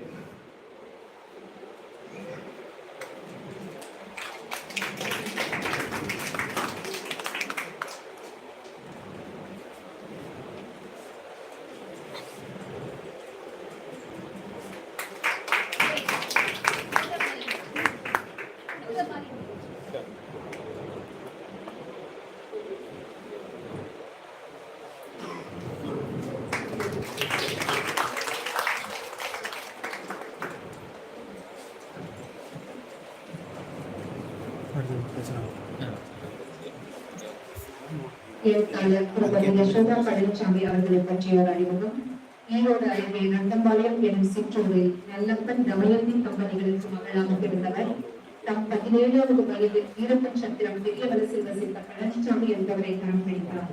வாசிப்பையும் எழுத்தையும் விருப்பமாக கொண்ட இவர் வளர்ந்து வரும் எழுத்தாளர். தன்னுடைய எழுத்தின் மூலம் சமுதாயத்திற்கு விழிப்புணர்வு தர வேண்டும் எனும் விருப்பம் கொண்டவர். தினமலர் வாரமலர் நடத்திய நீதியார் நிறைவேற்றிருக்கதை சென்னை மற்றும் வேளாண் பதிப்புகளிலும் உலக சிந்தனை மாதங்கள் சிறுகதை போட்டியிலும் தமிழகத்து முற்போக்கு எழுத்தாளர் சங்கம் தேனி மாவட்டத்தில் நடத்திய சிறுகதை போட்டியிலும் பரிசுகள் பெற்றுள்ளார். வார மாத இதழ்களில் இவருடைய பல படைப்புகள் வெளிவந்திருக்கின்றன. பூவரசி சிறுகதை தொகுப்பு இவருடைய முதல் நூல். அடுத்தது சிறப்பு முளைத்த சித்திரங்கள் என்ற கட்டுரை தொகுப்பு. மூன்றாவதாக அனலிகா என்ற நாவலை இன்று 3வது நூலாக வெளியிடுகிறார்.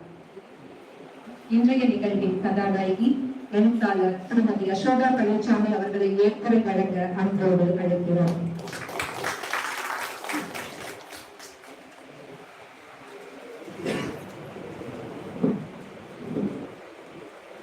வாழ்க வையகம், வாழ்க வளங்கள். இந்த மாலை பொழுதில் உங்களை எல்லாம் சந்திச்சு இருக்கக்கூடிய நிகழ்வை ஏற்படுத்தி கொடுத்த பிரபஞ்சத்திற்கு கோடான கோடி நன்றிகளை தெரிவிச்சுக்கிறேன். உறவுகளும் நட்புகளும் சேர்ந்து இருக்கக்கூடிய இந்த நேரம் எனக்கு ரொம்ப மகிழ்ச்சி அளிக்கக்கூடிய தருணமா இருக்கு. நிறைய பேர் எல்லாருமே சொல்லிட்டாங்க, அக்கா இப்படி பண்ணியிருக்காங்க, நல்லா பண்ணியிருக்காங்க, செய்யறாங்க அப்படின்னு. நான் அந்த ஈரோடு வாசல் அப்படிங்கிற அமைப்புக்குள்ள நான் எப்படி வந்தேன் அப்படிங்கிறதே எனக்கே தெரியாது. அந்த மாதிரி ஒரு சூழல் தான். நான் ஒரு வேற ஒரு எழுத்தாளரா ஆகணும் அப்படிங்கறதுக்காக தான் நான் இந்த இதில் இணைஞ்சுக்கிட்டேனா அப்படின்னு எனக்கு தெரியல. சின்ன சின்ன புத்தகங்களையும் நாளிதழ்களையும் நான் எழுதிட்டு இருந்த நான் ஒரு புத்தகம் போடக்கூடிய அளவிற்கு நான் வளர்ந்து நிக்கிறேன் அப்படின்னா அந்த ஈரோடு வாசல் அமைப்பு தான் நான் சொல்லணும். ஈரோடு வாசல் அமைப்புக்குள்ள நான் வர காரணமா இருந்தது நந்தகுமார் அவங்க தான். அப்பதான் நான் யோசிச்சேன், சரி வாழ்க்கை அவங்களே வளர்ந்துட்டுமே அப்படின்னு. இந்த உள்ள வந்ததுக்கு அப்புறம் தான் நான் புக்கு போடணும் அப்படிங்கிற ஒரு எண்ணம் எனக்கு வந்துச்சு. ஒரு தடவை வீட்டுக்கு வந்துட்டு பார்த்துட்டு இருந்தா, என்ன நீ எப்ப பார்த்தாலும் நோட் பண்ணியே எடுத்துட்டு 4 பக்கத்துலயே உட்காந்துட்டு இருக்காத, வெளியே போ, முகநூலாம் சேர்ந்து எழுதினாதான் 4 பேர் பார்ப்பாங்க, அந்த முகநூலில போனீங்கன்னா அவங்க டக்குன்னு லைக் போடுவாங்க அப்படின்னு எல்லாம் சொல்லிட்டு இருந்தாங்க. அப்ப எழுதணும் அப்படின்னு ஒரு ஆர்வம் இருக்கிறவங்க எல்லாத்துக்குமே அடுத்தவங்க உற்சாகப்படுத்தணும். அது மெயின் வந்து அந்த வேலை இருக்கு. உற்சாகப்படுத்தல அப்படின்னா கண்டிப்பா எழுத்து வரவே வராது. யாராவது ஒருத்தர் பார்த்துட்டு இது நல்லா இருக்குது அப்படின்னு சொல்லிட்டாங்கன்னா இன்னும் 4 வார்த்தை சேர்த்து நம்ம எழுதிட்டு போக முடியும். அந்த மனநிலையும் அந்த உணர்வுகளையும் ஈரோடு வாசல் அமைப்புல நான் பெற்றேன். முகநூல்ல எழுந்ததுக்கு அப்புறம் தான் எழுத ஆரம்பிச்சேன். ஏதாவது ஒரு பதிவு போட்டுட்டு வரப்பெல்லாம் ஆளுங்க நான் ஏதாவது சொல்லுவாங்களான்னு பார்ப்பேன். ஏன்னா அவர் கரெக்டா அந்த கருத்தை சொல்லுவார். இருக்கு இப்படி இல்ல, எதுக்கு ஒண்ணு எழுதி நான் அனுப்புனாலும் நல்லா இருக்குடா நீ இப்படி செய்ய அப்படின்னு சொல்லி சொல்லுவார். அந்த ஒவ்வொரு விஷயமும் அந்த மாதிரிதான் இருக்கும். கதிர அப்படிதான் ஏதாவது ஒண்ணு சொன்னா செய்யலாம்க்கா செய்யுங்க நல்லது. அது அதாவது ஒரு என்ன சொல்றது, குருவுக்கும் மாணவிக்கும் இடையில இருக்கக்கூடிய ஒரு அந்த ஒரு நிகழ்வு தான். சரிங்க இல்லைங்க அப்படிங்கதான். ஆனா இந்த நாவல் எழுத பயணிக்கக்கூடிய அமைப்பு ஷானு கிட்ட கிடைச்சது. எனக்கு கொஞ்சம் பயமாவும் இருக்கும். அவங்க ரொம்ப பெரிய லெவல்ல எழுதிட்டு இருக்காங்க, நாம போய் இவங்களுக்கு எப்படி கேட்கறது என்ன பண்றது அப்படின்னு. எப்படி நாவல் எழுதுறது அப்படிங்கிறது ஆரம்பிச்சது அப்படிங்கிறதுக்கு முன்ன நான் எல்லாத்துக்கும் ஒரு நன்றி ஒண்ணு சொல்லிக்கலாம்னு நினைக்கிறேன். இந்த புத்தகம் போடுவதற்கு எனக்கு மிகவும் உறுதுணையாக இருந்தது ராஜேஸ்வரி. அவங்க எடிட்டிங் எல்லாம் பண்ணி கொடுக்கறதுக்கு ஒரு இது பண்ணி கொடுத்தாங்க. அவங்க வந்து கிளம்பிட்டாங்க. அவங்களுக்கு எனக்கு நன்றி தெரிவிச்சு கொள்கிறேன். இந்த மேடை இது ரொம்ப எனக்கு எனக்குள்ள ஒரு பிறந்த மேடையா தான் நான் நினைப்பேன். ஏன்னா ஆலாண்டா பச்சிங்கிற பெருமாள் முருகனுடைய நாவலை தான் முதல்ல இந்த மேடையில நான் வாசிச்சேன், அறிமுகம் செய்து செஞ்சுட்டேன். அதுக்கு அந்த புத்தகத்தை தேர்வு செய்து கொடுத்தவர் வந்து ஷான் கருப்புசாமி அவங்க தான். அது என்ன காரணம் தெரியாது. முதல்ல நான் ஒரு வாட்ஸ்அப் குரூப்ல தான் நாங்க இருக்கிறோம், நூல் அறிமுகம் நடக்குது. அப்ப நீங்க எந்த நூலை எடுத்து வாசிக்கலாம் அப்படிங்கிறப்ப எனக்கு தெரியாது. நான் சாதாரணமா மேகசின் எல்லாம் வாசிச்சுட்டு இருந்தேன். இந்த அமைப்புக்குள்ள வந்ததுக்கு அப்புறம் தான் இவ்வளவு பெரிய எழுத்தாளர்கள்லாம் இருக்காங்க, இவங்களை எல்லாம் வாசிக்கணும் அப்படிங்கறதே எனக்கு இந்த அமைப்புக்குள்ள வந்ததுக்கு அப்புறம் தான் தெரிஞ்சது. என்னுடைய எழுத்தினுடைய பயணமும் வேற பக்கம் போனதுக்கு நான் இந்த அமைப்புக்குள்ள வந்ததுக்கு அப்புறம் தான் நிறைய நான் மேகசின், அதாவது வார இதழ், மாத இதழ், இந்த மாதிரி தான் நான் வாசிச்சுட்டு இருந்தேன். அதுக்கப்புறம் அந்த நாவலை வந்து தேர்வு செய்து வாசிச்ச இந்த இடத்துல என்னுடைய புத்தகம் என்ற நாவல் வந்து இன்னைக்கு அறிமுகம் செய்யக்கூடிய நிகழ்ச்சி வந்து எனக்கு கிடைச்சிருக்குதுங்க. பிறகு கண்டிப்பா ஏதோ ஒரு இணைப்பு, ஏதோ ஒரு சக்தி வந்து என்னை இந்த இடத்துல இணைக்கி வச்சிருக்கு அப்படின்னு நான் மனசார நம்புறேன். அதுக்கப்புறம் இந்த நூலகத்தை கொடுக்கக்கூடிய ஷீலா அவங்க எப்பவுமே எனக்கு எந்த ஒரு நேரத்துல கேட்டீங்கன்னாலும் ஷீலா அவங்க ஓடி வந்து அக்கா நான் இருக்கேன் எனக்கு செஞ்சுக்கலாம் வாங்க அப்படின்னு சொல்லுவாங்க. நேற்றே வைக்க வேண்டிய நிகழ்வு நேற்று விடுமுறை அப்படிங்கறதுனால நேற்று வைக்க முடியல. நான் போன தடவை மாதிரியே அங்கதான் வச்சுக்கலாம் அப்படின்னு இருந்தேன், புத்தக திருவிழாவே பண்ணிக்கலான்னு. ஆனா எங்க வாசல் அமைப்பு இல்ல, முதல் நாவல் நம்ம கொண்டாடணும் அப்படின்னு சொல்லிட்டு எங்களுடைய வாசல் அமைப்பு ஏற்பாடு செய்து கொடுத்துருக்காங்க. வாசல் அமைப்புக்கு மிகுந்த நன்றியை தெரிவித்துக் கொள்கின்றேன். தலைவர் அன்புமணி அவர்களுக்கும், செயலாளர் மைத்ரி அவர்களுக்கும், பொருளாளர் சதீஷ் அவங்க புத்தகத்தை அச்சிட்டு கொடுத்துருக்காங்க. அவங்க இப்ப வர முடியாத சூழல், அவங்களுக்கும் என் மனமார்ந்த நன்றியை தெரிவித்துக் கொள்கின்றேன். அதுக்கப்புறம் ஒவ்வொரு தடவையும் நான் எழுதுறப்பும் சரி, வெளியில போறப்பும் சரி, எங்க குடும்ப உறுப்பினர்கள் எனக்கு ஒத்துழைப்பு கொடுத்துருக்கிறதுக்கு மிகுந்த நன்றியை நான் தெரிஞ்சுக்கணும். இந்த நாவலை நான் எழுதி முடிச்சுட்டு போடலாமா வேண்டாமா அப்படின்னு நாங்கெல்லாம் ஒரு குழுவா ஃபார்ம் பண்ணதுக்கு அப்புறம் 3 பேருக்கு படிக்க அனுப்புனேன். அவங்க படிச்சுட்டு ராதா மனோகரன், உமா சிவகுமார் வரல, அவங்க ஆரூர் அண்ணா, ராஜேஸ்வரி, இவங்க எல்லாம் அதை வந்து படிச்சுட்டு அக்கா நாவல் நல்லா இருக்கு அப்படின்னு சொன்னதுக்கு அப்புறம் தான் நான் அடுத்த வேலைக்கு உள்ள போக ஆரம்பிச்சேன். ஷான் வந்து ஃபர்ஸ்ட் அதை கொடுக்க போறப்ப எனக்கு ரொம்ப பயமா இருந்தது. பரீட்சைக்கு எப்படி சொல்றாங்களே, காத்திருந்த மாணவி வந்து தேர்வு முடிவு வருமா வராதா அப்படின்னு காத்துட்டு இருப்பாங்களா, அந்த மாதிரி ஒரு மனபயம். இவ்வளவு தூரம் எழுதியாச்சு, வந்தா சரி வராட்டி சரின்னு சொல்லிட்டு சான்ல கொடுத்துட்டேன். அவங்க படிச்ச அவ்வளோ வேலை, அவங்க பயங்கர பிஸியான அவ்வளோ வேலை படக்கூடியதும் ஒரே நாள் தான். அடுத்த நாள் வந்து படிச்சுட்டு நானும் நல்லா இருக்குங்க நீங்க பண்ணலாங்க அப்படின்னு சொன்னதுக்கு அப்புறம் தான் எனக்கு அப்படியே தெம்பான மாதிரி இருந்துச்சு. அப்ப நான் எழுதிக்க மாட்டிருக்கு அப்படின்னு சொல்லிட்டு ஒரு ஒரு மகிழ்ச்சி எனக்கு அந்த இடத்துல வந்துச்சு.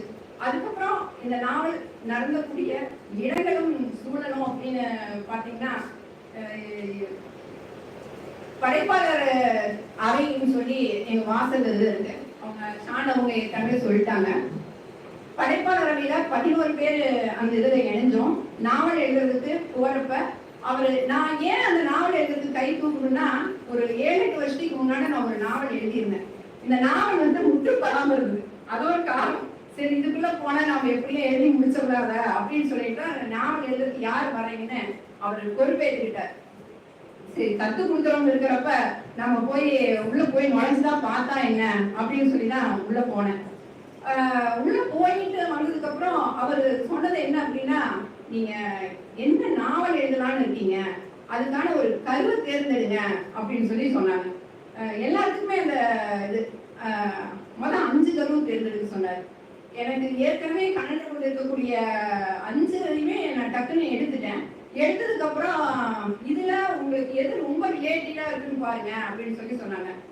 இந்த நாவல வரக்கூடிய அந்த அனலிகா, அவருடைய அந்த கண்கள், நான் எங்கேயோ ஒரு காலத்துல யாரோ ஒரு பெண்ணை பார்த்த அந்த கண்கள் வந்து என் மனசு விட்டு அகலவே இல்லை. அவளை நான் வெளியே கொண்டுட்டு வரணும் அப்படின்னா அது என்னோட எழுத்து மூலம் மட்டும்தான் முடியும் அப்படின்னு எனக்கு தோணுச்சு. இன்னும் மீதி இருக்கக்கூடியதெல்லாம் எனக்கு ஆராய்ச்சிகளை எடுத்துக்கிட்டு தான் அதை எழுதணும். ஏன்னா அது உண்மைகளை வந்து சொல்லக்கூடிய இடம், இந்த சமுதாயம் சார்ந்த ஒரு இடமா இருக்கிறதுனால அதை சொல்லணும் அப்படின்னா சில ஆராய்ச்சிகள் வந்து எனக்கு தேவைப்படுது. நிறைய பேருக்கு சந்திச்சு பேசணும்.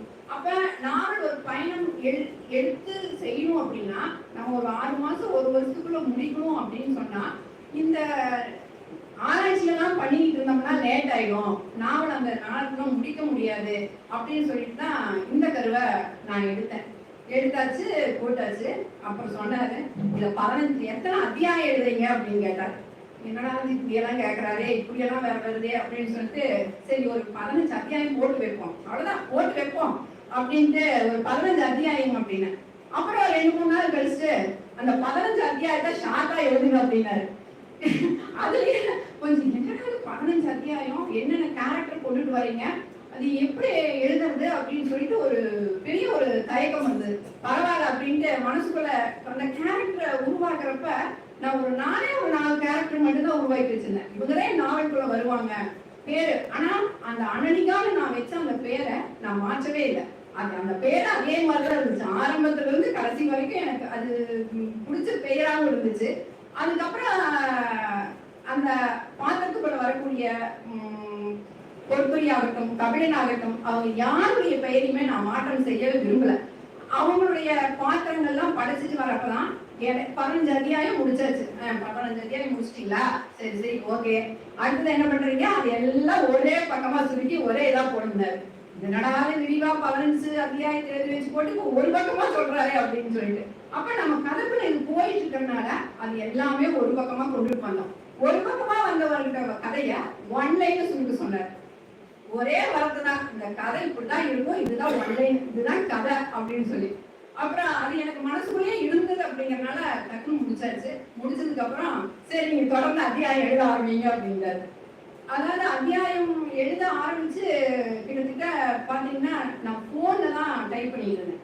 எனக்கு ரொம்ப எங்க போனாலும் எனக்கு ஒரு சிலர் சொல்லுவாங்க கதை எழுதுனா இந்த மாதிரி இடத்துல போய் உட்காந்துக்கணும், இந்த மாதிரி சூழல் இருந்தா தான் எழுதணும் அப்படின்னு. எனக்கு அந்த மாதிரி எல்லாம் எதுவும் இல்லை. எந்த இடத்துல உட்கார்ந்தாலும் எப்படி எந்த சூழ்நிலையில இருந்தாலும் என்னால் அது எழுத முடியும் அப்படிங்கிறது எனக்கு கிடைச்சு நான் வரமா கூட நான் நினைச்சுக்கிறேன். அந்த இடத்துலதான் வந்து ஒவ்வொரு நாளும் எழுதிட்டு இருந்த ஒவ்வொரு அத்தியாயமா பேட்டி கூட வந்து கேட்பான், ஆத்தா எனக்கு போன் பார்க்க வேண்டாம்னு சொன்னா நீ என்னாலும் போன் வச்சுட்டே வந்துக்கிறே அப்படின்னு கேட்டான். இல்லடா சார் நீங்க வேற ஆக்க நாவல் எழுதிட்டு இருக்கட்டா தங்கம், இது வேற அப்படின்னு சொன்னதுக்கு அப்புறம் எதாவது சார் நீ நாவல் எழுதுறீங்களா அப்படின்னு கேட்க ஆரம்பிச்சிருச்சு. அப்புறம் அந்த மாதிரி ஒரு சூழல்ல 10 அத்தியாயம் கடந்திருப்பேன். 11 அத்தியாயம்.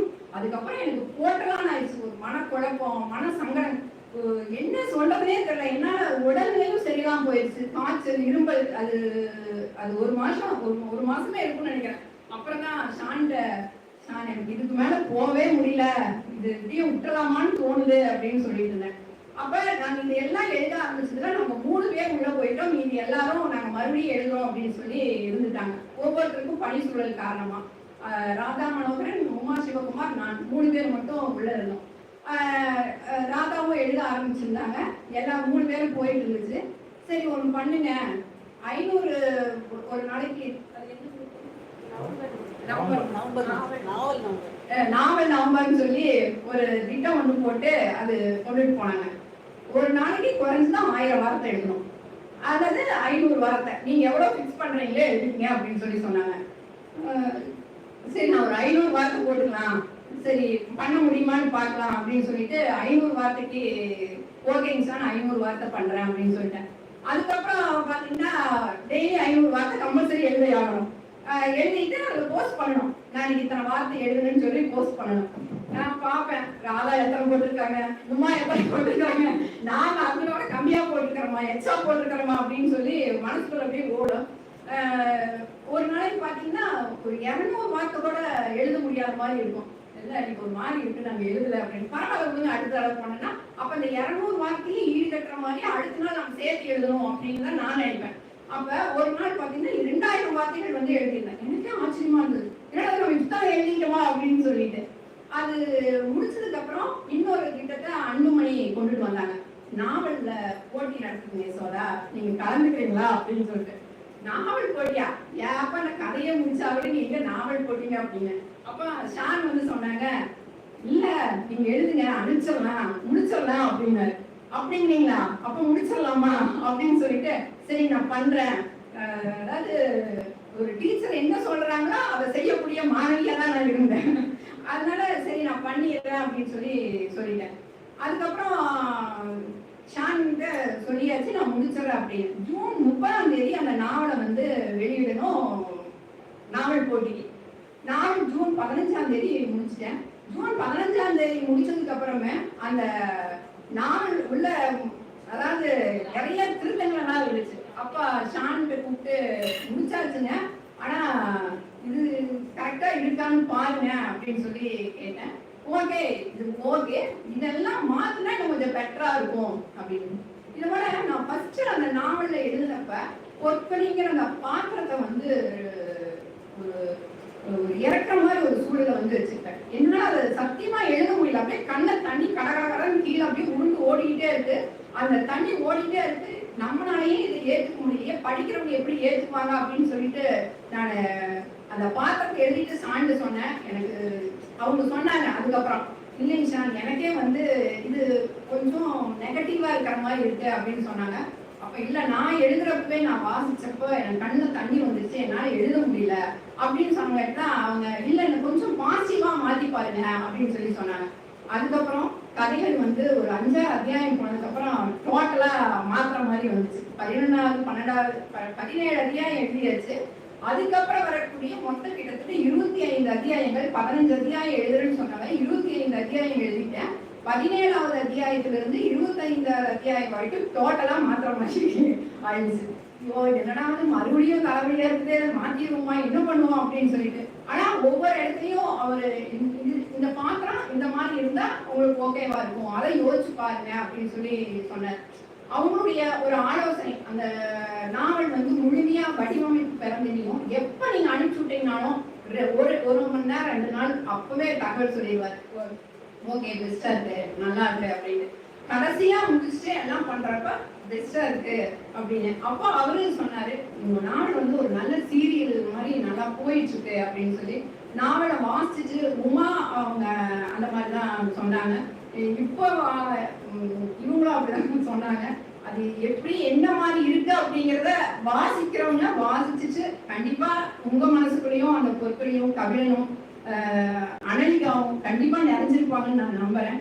எனக்கு இந்த ஏற்பாடுகள் எல்லாம் செய்து கொடுத்து என்ன இந்த அளவுக்கு உயர்த்தி விட்ட என் குடும்ப உறுப்பினர்களுக்கும் வாசல் உறுப்பினர்களுக்கும் நான் இன்னைக்குமே மனமார்ந்த நன்றியை வந்து நான் எப்பவுமே தெரிவிச்சிருந்தேன். அமெரிக்கால இருந்து பிரதிபா வந்துட்டாங்கன்னு எனக்கு ரொம்ப மகிழ்ச்சி.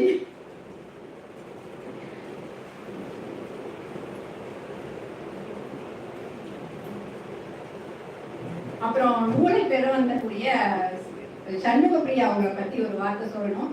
அவங்க கிளப் ஹவுஸ்ல எனக்கு கிளப் ஹவுஸும் செயலியும் இந்த வாசல் மூலமா தான் அவங்க தான் எனக்கு அறிமுகப்படுத்தி வச்சாங்க. அந்த கிளப் ஹவுஸ் செயலியை வந்து திருக்குறள் பகிர்வோம் அப்படின்னு ஒரு அமைப்புல இருக்காங்க. அவங்க தொடர்ந்து 3 வருஷமா திருக்குறளை பத்தி டெய்லியும் ஓதுறாங்க, அந்த திருக்குறளை பத்தி பேசுறாங்க. அதுல ஒரு குழுவா அமைஞ்சு பணி செஞ்சுட்டு இருக்காங்க. என்னுடைய பூவரசையும் சிறகமுளைத்த சித்திரங்கள் முழு புத்தகத்தையும் 2 புத்தகத்தையும் வாசிச்சு மக்களுடைய அதாவது செவிகளுக்கு விருந்தளிச்சு அதன் மூலம் ஒரு 15 புத்தகங்கள் வந்து வாங்கியிருக்காங்க. அது அந்த தகவலை அவங்க பெற்று கொடுத்தாங்க. தோனி எஃப்எம்ல நாங்க கதை சொல்லிட்டு இருக்கிற குழுவுல அவங்களும் இருக்காங்க. அதுல விஜய் ரவி இருக்காங்க, கோதை அவங்க வந்திருக்காங்க. ரொம்ப சந்தோஷமா இருக்கு. ஏன்னா ஒரு நட்பு வட்டம் அப்படிங்கிறது ஏதாவது ஒரு இடத்துல நம்ம விரிஞ்சு போறப்பதான் அந்த நட்பு வட்டம் நமக்கு கிடைக்குது அப்படிங்கிறது இந்த வாசல் அமைப்புக்கு வந்ததுக்கு அப்புறம் தான் தெரியுது. நம்ம தேடுதலை எங்க ஆரம்பிக்கிறோமோ அந்த இடத்துல போய் நிறுத்தும் அப்படின்னு சொல்லுவாங்க. ஆர்வ நாட்டை சொல்லிட்டு இருந்தப்ப ஆனா நீங்களா இல்லைன்னா நான் வந்திருக்க மாட்டேன் அப்படின்னு சொன்னப்ப அவர் சொன்னாரு, அப்படியெல்லாம் இல்லை சொல்ல, நாங்க இல்லைன்னா உங்களுக்கு வேற யாரோ அந்த இடத்துல வந்து உதவி செய்வாங்க அப்படின்னு சொல்லுவாங்க. ஏன்னா உங்களுக்கு தேர்வு எந்த இடத்துல இருக்குதோ அந்த இடத்துல கண்டிப்பா இந்த பிரபஞ்சம் வந்து உதவி செய்யும் அப்படிங்கிறத நான் இந்த நாவல் எழுதின அனுபவம் மூலமா பெற்றிருக்கிறேன்.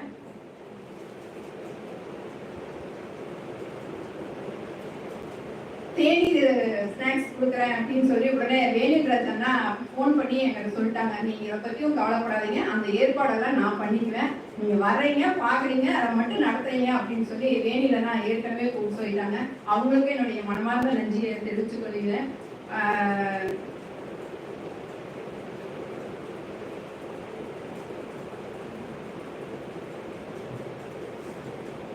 நான் அழைத்த அழைப்பிதழை ஏற்றுக்கொண்டு இங்கு வருகை புரிந்திருந்து என்னை உற்சாகப்படுத்தும் எனது குடும்ப உறுப்பினர்களுக்கும் எனது அன்பு சொந்தங்களுக்கும் வாசல் நட்புகளுக்கும் எனக்கு நான் வந்து சின்னதுல இருந்து உறவுகளுடனே தான் நான் இருந்து பழகினவன். வெளிவட்டாரம் அப்படிங்கிறது எனக்கு எதுவுமே கிடையாது. சின்னது பெண்கள் மலர் அப்படிங்கிற ஒரு அமைப்பு மூலம் ஒரு தோழிகள் வட்டம் மட்டுமே எனக்கு இருந்துகிட்டு இருந்தது. வாசல் அமைப்பும் அப்படிங்கிற ஒரு அமைப்புல இணைச்சதுக்கு அப்புறம் தான் எனக்கு ஒரு நட்பு ஆண் நண்பர்கள் எல்லாருமே ஒரு சகோதர சகோதரிகளாக தான் அதுல நாங்க இருக்கிறோம். அவங்களுடைய நட்புகள் எல்லாம் கிடைச்சது நான் ரொம்ப சந்தோஷப்படுறேன். அதுக்கு காரணமா இருந்த நந்தகுமாருக்கும் நன்றி தெரிவித்துக் கொள்கின்றேன். என்னுடைய வளர்ச்சியில் எப்பொழுதும் உறுதியாக உறுதுணையாக இருக்கும் என்னுடைய குடும்ப உறுப்பினர்களுக்கும் வாசல் நண்பர்களுக்கும் மனமார்ந்த நன்றி. இந்த நான் மிகுந்த நன்றி கடன் படிச்சிருக்கேன். அவங்க இல்லைன்னா நான் கண்டிப்பா நாவல் எழுதும் முயற்சியில கண்டிப்பா நான் வந்தே இருக்க முடியாது. நாவல் எழுதணும் அப்படிங்கிற ஒரு ஆர்வத்தை தூண்டிட்டு போயிருந்துருக்கலாம். ஆனா ஒவ்வொரு கட்டத்திலையும் அவங்க சிறப்பா செஞ்சு அந்த நாவலை முடிக்கிறதுனே அது முடிச்சுட்டு அந்த புக்கை வாங்கிட்டு அவங்களோட உணர்வுகளை பகிர்ந்துக்குங்க அப்படின்னு சொல்றப்ப அவருடைய மனசு அவருடைய அந்த மாணவியா நான் நின்றுட்டு இருக்கேன், அவர் ஒரு ஆசிரியரா இருக்கிறாரு அப்படிங்கிற சூழலை என்னால உணர முடிஞ்சது. அவர்கிட்ட அப்பவே போன் பண்ணி புக்கை பார்த்துட்டுங்க, அப்படியே கண்ணில் தண்ணி வர மாதிரி இருக்கு, அட்டைப்படம் ரொம்ப அழகா வந்திருக்கு அப்படின்னு சொன்னேன். அவரு அப்படியே சிரிச்சுக்கிட்டாரு. அவர் அதிகமா பேசவே மாட்டார். அதிகமா நாங்க அவர் பேசுறதே இல்லை, இந்த நாவல் மூலமா தான் பேசினேன். இவரை எப்ப சந்திச்சுன்னா 2017 பொண்ணுக்கு வந்து டெங்கு காய்ச்சல் வந்துருது. அந்த அன்னைக்கு அவங்க அப்பா வந்து உடம்பு சரியில்லைன்னு ஹாஸ்பிட்டல் இருந்தாங்க. நாங்க மாடியில ஏறி இறங்கிட்டு இருக்கிறப்ப உட்காந்து டைப் படிச்சுட்டு இருந்தாரு. அப்ப இதுதான் சான் கருப்புசாமியா இருக்கும். நான் ஏன்னா வாசல் நண்பர்களை யாருமே நான் அப்ப பார்த்ததில்ல. பார்த்துட்டு எழுத்தாளர்களே எல்லாரும் போது இப்படித்தான் எழுதிட்டு இருப்பாங்களாட்டு அவர் பாருங்க அவர் ஒர்க் பண்ணிட்டு இருக்கிறாரு, அதெல்லாம் எனக்கு தெரியல. எழுத்தாளர் அப்படிங்கிறது இப்படிதான் இருப்பாங்களாட்டு அப்படின்னு நினைச்சிட்டு இருந்தேன். அதுக்கப்புறம் அங்க கதிர் வந்தாங்க. அவங்களே நானே தான் போய் அறிமுகப்படுத்திட்டேன். கதிர் நான் தாங்க யசோதா அப்படின்னு சொல்லி. அப்பதான் இவங்க ஷான் கருப்புசாமின்னு சொல்லி சொன்னாங்க. அந்த இடத்துல தான் எங்களுடைய சந்திப்பு நிகழ்ந்தது. அவர் மூலமாக இன்னைக்கு ஒரு நாவலை நான் வெளியிட்டிருக்கேன் அப்படிங்கிறது எனக்கு ரொம்ப சந்தோஷமா இருக்கு. இந்த அமைப்புகளை ஏற்படுத்தி செயல்படுத்தி கொண்டிருக்கும் தலைவர், பொருளாளர், செயலாளர் மற்றும் ஈரோடு கதிர், இந்த குடும்பத்தில் இருக்கக்கூடிய வாசல் தோழமைகள் அனைவருக்கும் எனது நெஞ்சார்ந்த நன்றிகளை தெரிவித்துக் கொள்கின்றேன். எனது குடும்ப உறுப்பினர்களுக்கும் என்னுடைய சொந்தங்களுக்கும் மிகுந்த மனம் நிறைந்த நன்றிகளையும் பாசத்தையும் வழங்கிக் கொள்கிறேன். வாய்ப்புக்கு நன்றி.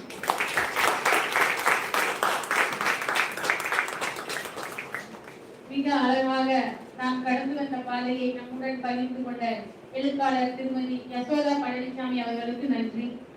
அடுத்ததாக வாசவி கல்லூரியின் ஆங்கில பேராசிரியை NCC கேப்டன் ஈரோடு வாசல் அமைப்பின் செயலாளர் திருமதி மைத்ரி அவர்களை நன்றியுரை வழங்க அன்போடு அழைக்கிறோம். அனைவருக்கும் இனிய மாலை வணக்கம். ஈரோடு வாசலின் புத்தக வெளியீடு எங்களுக்கெல்லாம் தீபாவளி, மிகுந்த ஒரு மன நிறைவான கொண்டாட்டம். எழுத்தை தெரப்பி எனவும், எழுத்து என்பது எழுத்தாளர்களின் ஆயுளை நீட்டிக்கிறது எனவும் அடிக்கோடிட்டு அழகாய் சிறப்புரை நல்கிய திரு ஷான் கருப்புசாமி அவர்களுக்கு எங்களது மனமார்ந்த நன்றிகள். அடுத்ததாக, அனைவருமே இழுத்து வரப்பட்டவர்கள் தான், அழைத்து வரப்பட்டவர்கள் அல்ல என்பதில் தொடங்கி ஈரோடு வாசலை அடுத்த படிநிலைக்கு கொண்டு செல்ல வித்திட்ட வாழ்த்துரை வழங்கிய திரு நந்தகுமார் அவர்களுக்கு ஈரோடு வாசலின் நன்றிகள். அழகாய் புத்தகத்தை அறிமுகம் செய்வதோடு மட்டுமல்லாமல் புத்தகத்தை வாசித்திட தூண்டும் வகையில் கதை அம்சங்களையும் கதாபாத்திரங்களையும் நாம் கண்முன்னே கொண்டு வந்து நிறுத்திய, புத்தகத்தை அறிமுகம் செய்த திருமதி லோகேஸ்வரி அவர்களுக்கு மனமார்ந்த நன்றிகள். இவ்விழாவின் முக்கிய நிகழ்வாய் நூலின் முதல் பிரதியை பெற்றுக்கொண்ட திருமதி சண்முகப்பிரியா ஸ்ரீதரன் அவர்களுக்கு ஈரோடு வாசலின் நன்றிகள். எங்களுக்கு இப்படி ஒரு கொண்டாட்டத்தை ஏற்படுத்தி கொடுத்தவர் இன்றைய எழுத்தாளர், நாவலாசிரியர். இதுவரைக்கும் எழுத்தாளர் என அழைத்துக் கொண்டிருந்தோம், இனி நாவலாசிரியர் என அழைக்கக்கூடிய ஈரோடு வாசலின் உறுப்பினர் திருமதி யசோதா பழனிசாமி அவர்கள், எங்கள் ஈரோடு வாசலின் அம்பை. எதிர்நீச்சல்காரி, போகும் இடமெல்லாம் விதையை தூவிக்கொண்டே செல்பவள். பாரதியின் நிமிர்ந்த நன்னனையும் நேர்கொண்ட பார்வையும் கொண்ட செல்லம்மாள். மீண்டும் மீண்டும் சிறகு விரித்து பறந்து மேலும் பல சிகரங்களை தொட ஈரோடு வாசலின் மூலமாக வாழ்த்துக்களையும் கூறி எங்களது நன்றிகளையும் உரித்தாக்குகிறோம். இன்றைய நிகழ்வை தொகுத்து வழங்கிய வாசல் உறுப்பினர்கள், தங்களை சிறந்ததொரு பேச்சாளராக உருவாக்கி கொண்டிருக்கக்கூடிய திருமதி வீணா குமார் அவர்களுக்கும் திருமதி கௌசல்யா அவர்களுக்கும் நன்றிகள் பல. தேனில் விருந்து அளித்த எங்கள் ஈரோடு வாசலின் நலன் திரு வேலில் அவர்களுக்கு நன்றிகள் பல.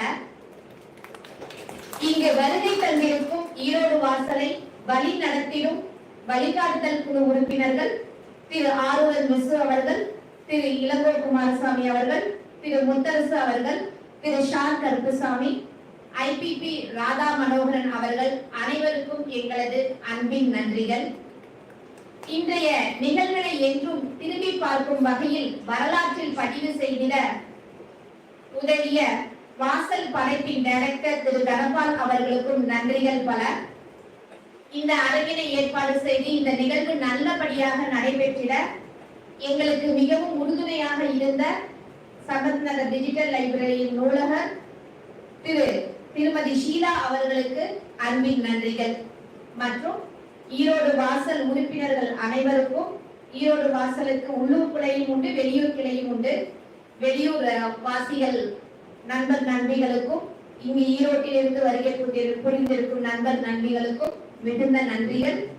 இந்த நிகழ்வை குடும்ப விழாவாக மாற்றிய எங்களது சொந்த பந்தங்கள் ஒவ்வொருவருக்கும் ஈரோடு வாசலின் சார்பாக நன்றிகளை உரித்தாக்கிக் கொள்கிறோம். நன்றி, வணக்கம்.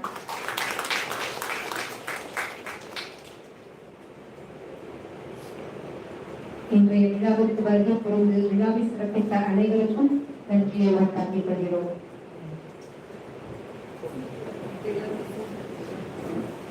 இப்போது பண புகைப்படம் எடுக்க அனைவரையும் அன்பாக கேட்டுக்கொள்கிறோம்.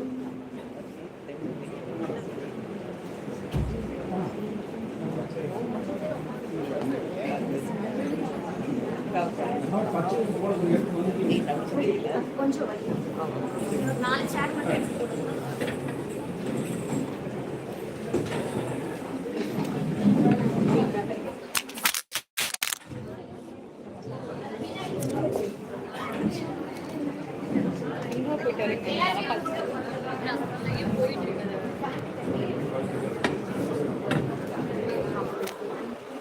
லைவ் ஸ்ட்ரீம் ஆஃப் பண்ணிருக்கோம்.